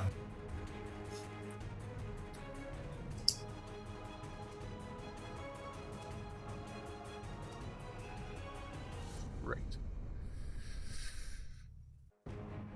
One of the druids turns and casts a spell, and thorny vines grow out of the ground.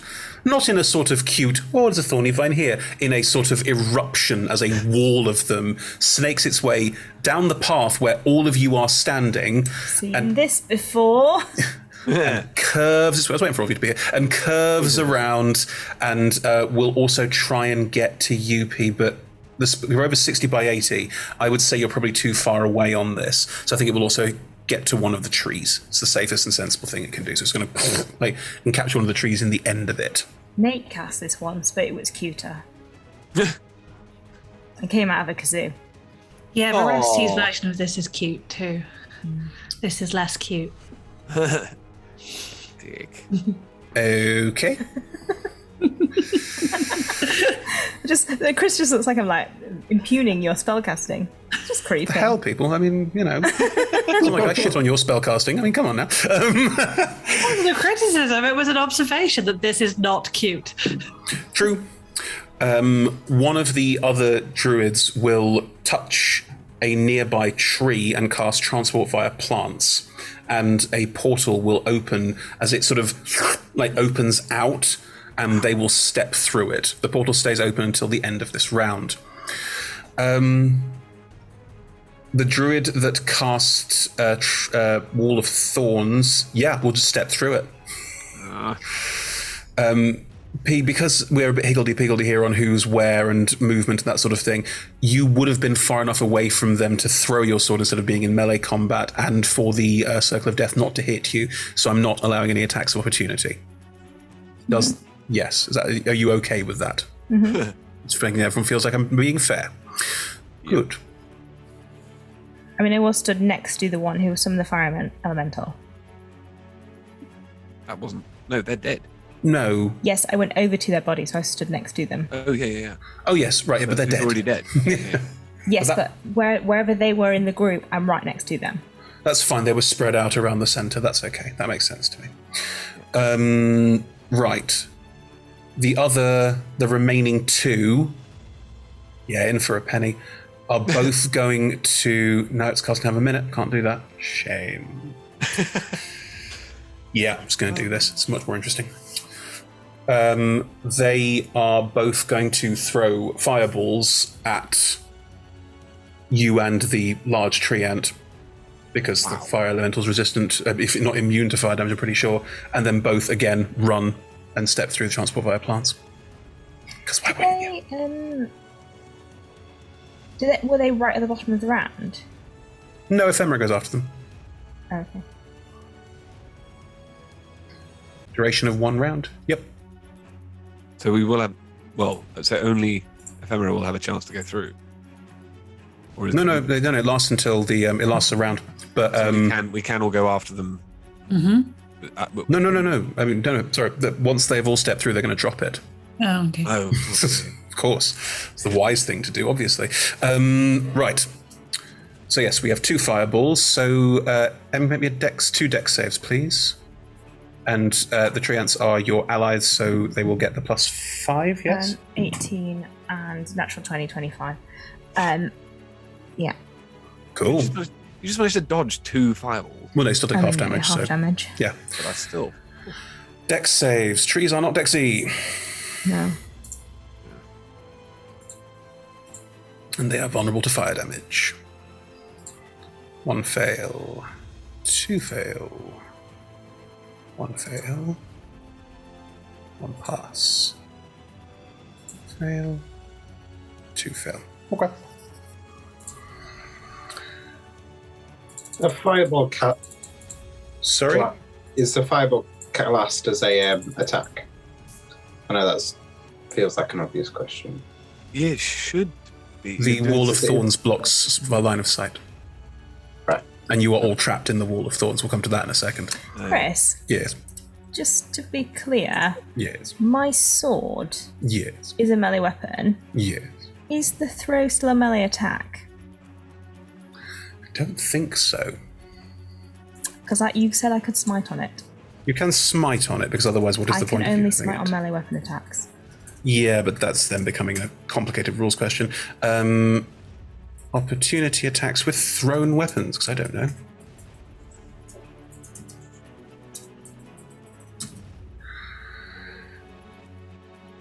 Moves out of your reach. It has to move out of your reach, which is a melee concept, so no. My reach is 20 foot. No, it isn't. That's your throw. That you can swing to anything. Your reach is how far you can put your sword, which is 5 foot. Okay. Cool. Right, I haven't rolled it yet. There we have 5d8. The first fireball is low. It's only a 15 points of damage, so that's 7 to you. And you double it for trees. Can I take more to protect the tree? Is there any way that I can take more damage to protect the tree? Let's see how we go. For now, I don't think so, but you're in Shantaea's grove. So that's 14 damage. I'm going to roll the natural 20 on my second one. Yes, I know. Let's see what happens first, shall we? It's adding up all the numbers. Okay, good. Right. The second fireball. First one was not a good damage roll. That's not that much better. 23. So again, you take half of that, which is 11. Yeah. And the trees, therefore, mostly take... Oh, some of them... Hang on. 30, 48... 46. 46, thank you. How would you try and save the tree, Anne? Just talk me through this. I think it would be more along the lines of when I see the spell being cast, trying to dive towards it to stop it from exploding out. So I take more of the damage as it's exploding out. Okay. So diving on a grenade kind of idea. Yeah, diving on a grenade kind of thing. Yeah, How do you feel about taking 20 more points of damage? fine. Won't knock you out, you're okay? How high do you want to go? I can go higher than that. At 20, I think that's the highest I would stretch is 20 extra points of damage. At 20 points of damage, you take it instead of the tree. Yeah. Which means that the one of the smaller trees is wiped out. The other one, the other one is wrapped in the wall of thorns that has been summoned and has taken quite a lot of damage. But the main tree ant is still alive. Little is still alive. You sure I can't take any more to stop the tree from being wiped out? No, absolutely not. It's a horror campaign. Good, right. Ephemera, it is your turn. You are trapped. Okay. Actually, hang on a minute. You're all trapped in a wall of thorns. Forgot about that. Dexterity. When the wall appears, each creature must make a dexterity saving throw. Yep. So can all four of you make me a dex save, please? 14. Fail. 23. Pass. 4. Fail. Ooh. 29. Correct. All right. Rogue's gonna rogue. Rogue's gonna Yeah. rogue, exactly. Yeah, that's true. 78 damage. So that was spinning half? forever. No, it's just spinning forever. No. 34 points of damage to Ephemera and Ava. Fun. 34. And the two of you that passed... Tell us. The two of you that passed, you have managed to leap out of the path of this wall that just grew up through the path you're in. You can move through the woodland outside of the wall of thorns, but if you have to move into its space or around it, you're making dex saves or taking a ton of damage, whereas Ephemera and Ava are stuck in it. Ephemera, it is your turn. You're stuck in a wall of thorns. The wall is opaque, so you can't see. Oh, can you? Are there any gaps? Like, could you be able to reach your hand through? Would you want to be reaching a hand through? Oh no, because it would react and bite you. Fine, understood. It's taken so long to get here, and now that I'm here. I'm sorry. Timing. Okay, so I cannot see a single thing, which is super fun. There's not much I can do from this side without being able to see anything. Mm-hmm. The wall isn't sort of, you're not on one side of it. The wall's basically grown through the path where you were standing. So you're sort of stuck in a 5-foot square of it, effectively. Right. Would I be able to... Well, how many... You pieces can are there move. still left? You can move, but just to be clear, for every 1 foot you move through the wall, you must spend 4 feet of movement. Each time a creature enters the wall on its turn or ends its turn there. Grim. So you could make your way out of the wall to the side. You could sort of crawl your way out, and you wouldn't take any more damage because you've already taken the damage and there's no need for another save there. So you can crawl out, but then you're in thick shrubbery and can probably just about through the trees see the glade, but not very well. Okay. Would I be able to see where one of the dead people had fallen? Sure. And are there still more people around? No, the druids have all gone. One of them is dead on the floor. The Okay. fire So elemental. it's just The fire elemental is still crawling all over the tree. And can I Okay. see the fire element? Yeah, it's on the tree. You'd have to sort of crawl your way painfully. Do you bleed? No. Ooh. Oh, grim! You have to crawl your way out of the wall. No, so you're not sort of bleeding or anything. Just lots of holes in you now, and you can then sort of crawl your way through the undergrowth and get to the glade, but just to the edge of it, and you can just see the tree is still being attacked by sentient flame. Okay, can the sentient flame please make me a Constitution saving roll? Well, I can try. That's not bad at this.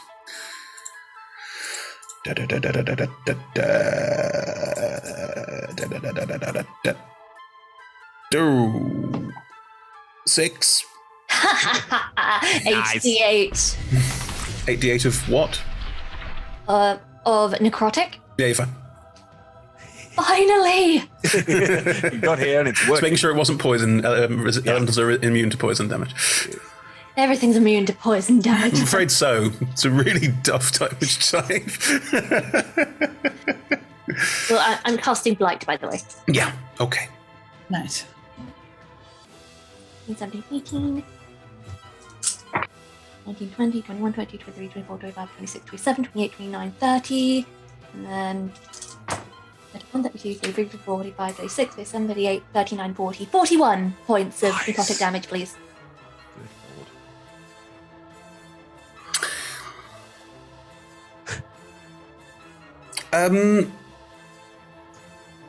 How do you necrotize a fire elemental to death? Yes, love it. The answer is the answer to everything, and it is mushrooms. Yay! So there are mushrooms that are just kind of growing from where it's connected to the tree, and they kind of claw their way up, and it's like the heat is being absorbed into the head of the mushrooms, turning them a vivid orange as they go, and then just slowly dispelling as they consume the heat. That's really cool. I like that a lot. That's really, really cool. So at the end of combat, we're out of initiative. Right. The elemental is gone. Yes. One of the sacred trees is burning. Could still be put out if people wanted to. Yes. There are thorns, this sort of wall of thorns everywhere, but it will slowly start to desiccate and wilt out over time as concentration is dropped, etc., etc. But you could all make your way through the woodlands off the paths into this central space. The tree Antlephalus will move the tree that is in the thorns out of the thorns very gently, put it back where it's supposed to be, and then take the animating effect away so that it reforms back into its regular self. So is it Lethalus that's still on fire? Lithalus was on fire, but is fine now. One of the trees that wasn't a tree ant was an animated tree, was burnt to a crisp, but is still on fire, but could easily be doused and isn't like gone. Like it's just been burnt back to being an inanimate tree. Oh, okay. Yeah, I'll start putting out the flames on that tree. And I assume there's a certain amount of come help, that kind of. I don't think necessarily paying attention to any of you, like. But is working with. But, I mean, you can come and help, but I don't think you can necessarily like, summon people to do so. There are Druid craft from a distance and just kind of pat down occasionally. You can all put the fire out on the one tree. It is burned, but it's not like the symbology of what it is underneath has changed. If anything, it has been burnt more than it ever was, but now it can reform again in new ways. And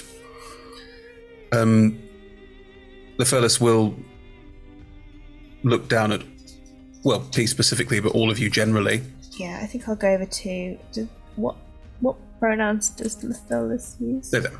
So I'll go over to them and just put a hand on their bark. Good timing. Late, I think. Early, I think. The first looks up. It's very late afternoon. The sun is starting to crest the tops of the walls around. I don't think this was intended for mid-afternoon. I don't understand why. Well, this is no longer hallowed ground.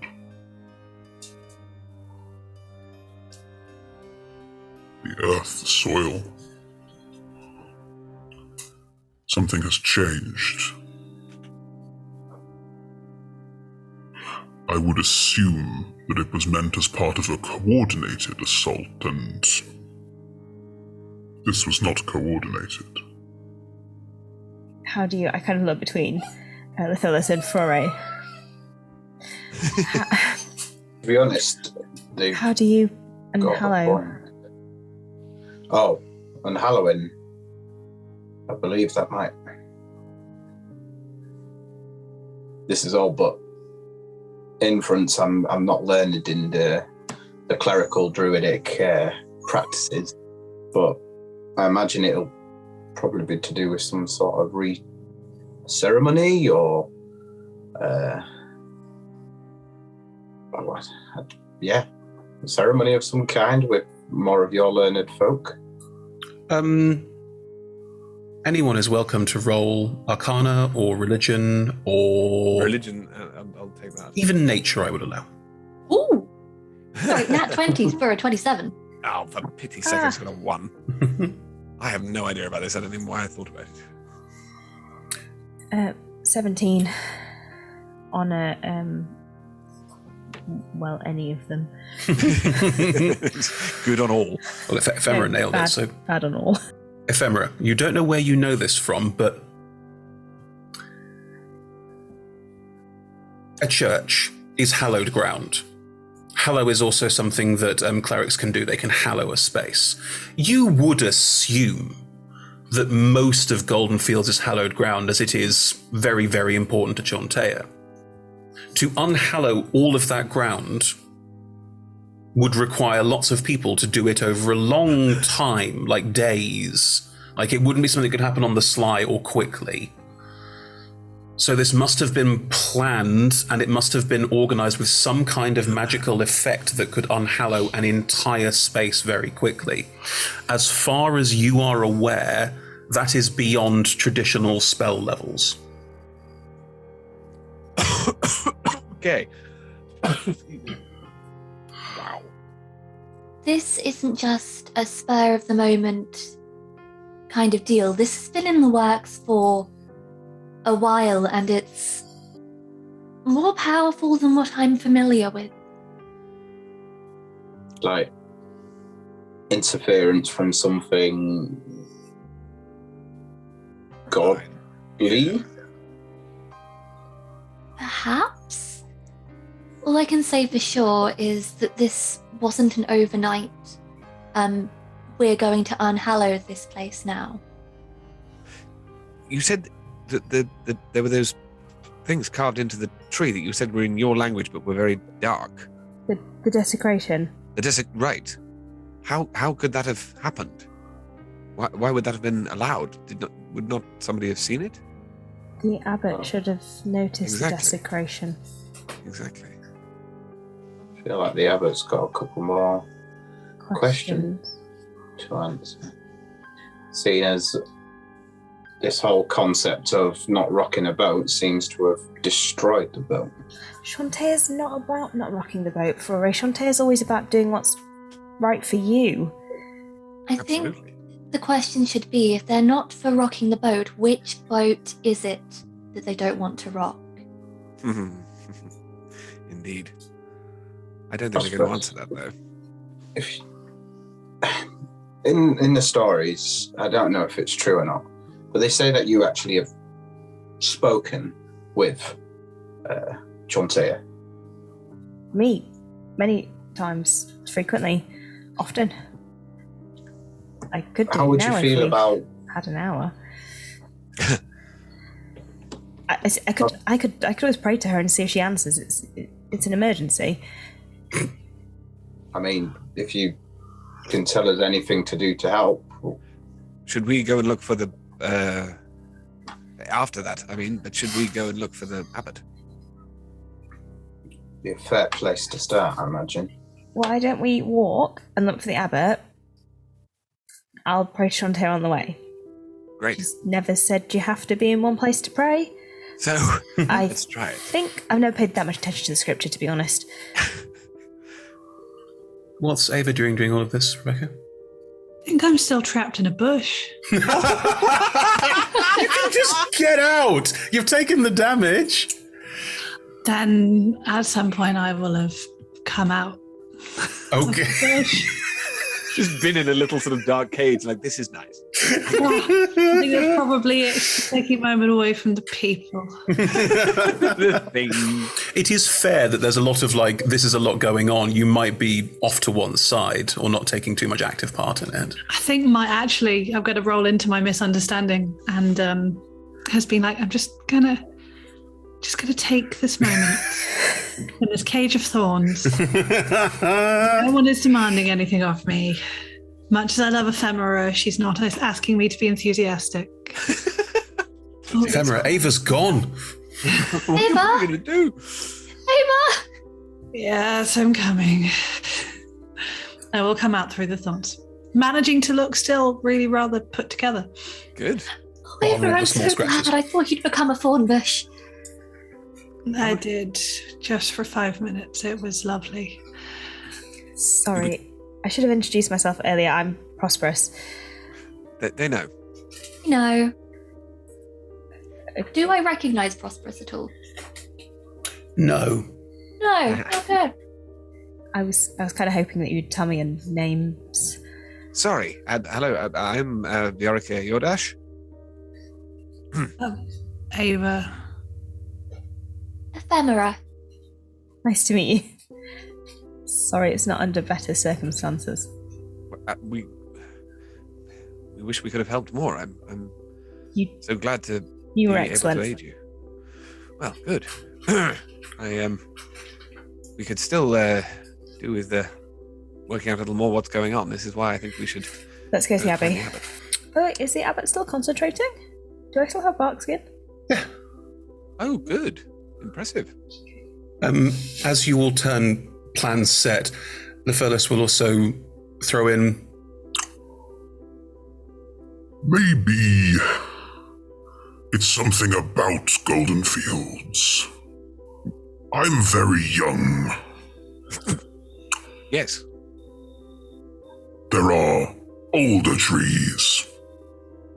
Where are the older trees? All over, really. They tend to wander. I know where there's a very old one. Where's that? In the brewery. In the brewery. In the brewery. They make the barrels. From the tree? No, sorry. They as in the tree make the barrels from themselves. I'm not sure that's... okay, we will go and see the tree that makes... Okay. I'm gonna... Wow. I'm just gonna hold your shoulder as you walk while I have a think, okay? Say hello from me. Been a couple 100 years. Are you gonna be alright here? I need to tend it. Bring it back to its splendor. Might take a couple years, couple 100 years. But that's the point. Okay. These things take time. All things grow. I like this one. Do I know you from somewhere? Getting that a lot today.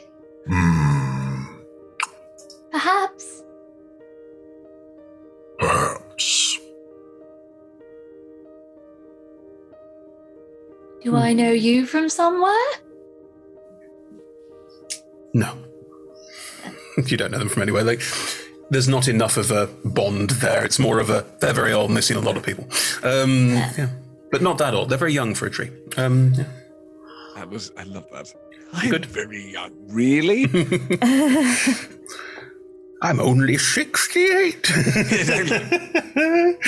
Right, are you all heading out of the copse towards the Abbey? Yes. I'm gonna get out a handful of seeds. Mm-hmm. Probably sunflower seeds. Mm-hmm. If I've managed to acquire some. Sure. Sorry, Evie. Oh, sorry, I was just going to ask if any of the druids had left behind, say, a scrap of fabric or a snatch of hair or something. Oh, nice. There's One is a whole dead. dead one. Yeah. One is dead. Not the dead one. Oh, I see. Roll me a survival check. Oh, I nice. can do that. I help. Of course you can. I've seen ephemera do this before. Oh, wait. Let's have the conversation that you two have about find me pieces of person. What are you doing? We need to go to the Abbey. No. I just need to get like some scraps of hair, some skin follicles, a little bit of blood. Just give me a moment. You just want a finger, like last time. Oh, see, a finger could work, but I need something from one of the living ones. What? Ooh, okay. What do you? I'll get you a finger anyway, just Cool. sentimental I value. take it. I got a 26. Did you roll with advantage? I didn't. Because your May style's as going well. to be so So much that better becomes a than- 28. Hey! You can find, I'm going to say detritus, and you do whatever you want with that, Evie, from all 4 of these druids that survived. Because all of them took a lot of damage. Fabulous. Well, isn't it? No. I killed the one. I cut the arm off. Correct. So. Yeah. I was gonna say it's a whole arm, but no. As if that's what you need. Here you go. Yes. Cool. The arm, but I think this is better food for the earth. And I just put it back down. Is there, I see. is there any identifying bits on the one that I killed? You recognize her. You saw her face. Yeah. But are there any like things that would tie her back to her family? Jewelry, Oh, I see. notes. Yeah, there'd be a wedding ring, of course. I'll take the wedding ring. Cool. Gorgeous. There's probably going to be trials. Yes. I've been to trials now. Is there anything? Is there any kind of sign on what they're wearing that isn't usual? Skulls. They're wearing skulls on their heads. Well, this is what I mean. Okay. Animal Start with skulls, that. animal bones adorned on basic shifts. Nothing too... I will allow a religion check if you are angling for one. Yes, I am. I Mm. think that's one of the things that Viorica has been thinking about. in the... Can I pass the wedding ring on to Flore with like a... I feel like this might be more use for you. This is your problem now. I don't know if I've ever got a 30 before, but I just got a 29. Ooh. That was nice. That's not happened many times. Well, Ed, you've given us the perfect button to end on. How ideal. So... No, I'll tell you. I'm not going to end it Gotcha, there. okay, I'll tell fine, you, thank but then you. we're going to Right, end right, on right. what I tell you. As part of Viorica's readings and travels, do you think Viorica would be aware of demon lords? Yes, very much so. Interesting. There would be a proper... Oh my god. There is a demon lord of undeath. Okay. We're dealing with a demon lord. A demon lord of undeath. Oh boy. Do you mean a demon lord of undeath or the demon lord of undeath, Viorica? Chris? There's only one demon lord of undeath. No. It's thee, just like Prosperous is thee. They're all thee. It's really boring when everyone's thee. I'm assuming Ava knows this. It's not just Rebecca. Yeah. It's Orcus. Are we fighting Orcus, Chris? We may well be fighting. You're level 12. You mean... Great. This is definitely what I signed up for. Why did I feel like the answer to that was going to be something like that? Do I, So there's- in the back of my brain, just hear some haggish screaming? Woo-hoo-hoo-hoo-hoo! No, you hear haggish cackling and laughter. Oh, Yeah. dear. She's pleased.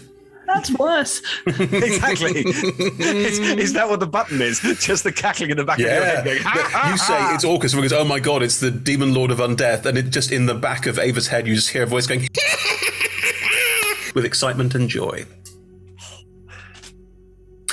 But yes, that's where we will pick up next time as you head towards the Abbey and work out how you're going to deal with the Demon Lord, because that is the symbology you found. That is what's happening, folks. Anyway, more on that next time. Oh, an intense one. Thank you all very much, and thank you all for joining us. What a fun time had by all in our super intense horror game. I hope you're enjoying it as much as we are. Yes, we are playing every Monday from 6 p.m. GMT. That's 10 a.m. Pacific and other time zones in between. And on Tuesday, we are currently playing The Lonely House of Neverwinter, run by the lovely Sean Smith, which is also 6 p.m. GMT, and that's again 10 a.m. Pacific and so on. But yes, join us there. And also on Fridays, where again at 6 p.m. Greenwich Meridian time, GMT, where we have Talk Together, where we are talking to all of our cast members, friends who also are involved in the industry, helping people promote stuff. It's a lovely little talk show that we do on Fridays. Again, join us there for that. All of our shows are streamed at twitch.tv/rolltogetherrpg. You can find all of our content archived at youtube.com/rolltogetherrpg. And there are podcast versions of all of our shows available basically everywhere. Just search for rolltogetherrpg. There'll be links in chat for all of those now. Massive thank you to our D20 Club on Patreon. You are wonderful and splendid, and thank you so much for helping us do everything. I think one of our D20 Club members just set us up, made a wiki for us. Literally just made a wiki of all the campaigns, and it's slowly getting filled in by fans, which is frigging cool. So yes, it is very cool. Join the D20 Club. They're lovely people. And also a massive thank you to our sponsors, Hero Forge, Ultra Pro, and Elderwood Academy. And a massive thank you to our supporters, D&D Beyond, our Gems of the Forgotten Realms, Level Up Dice, and the wonderful Ludia and Warriors of Waterdeep. Don't forget, we're all over social media as Roll Together RPG. And yes, join us next time.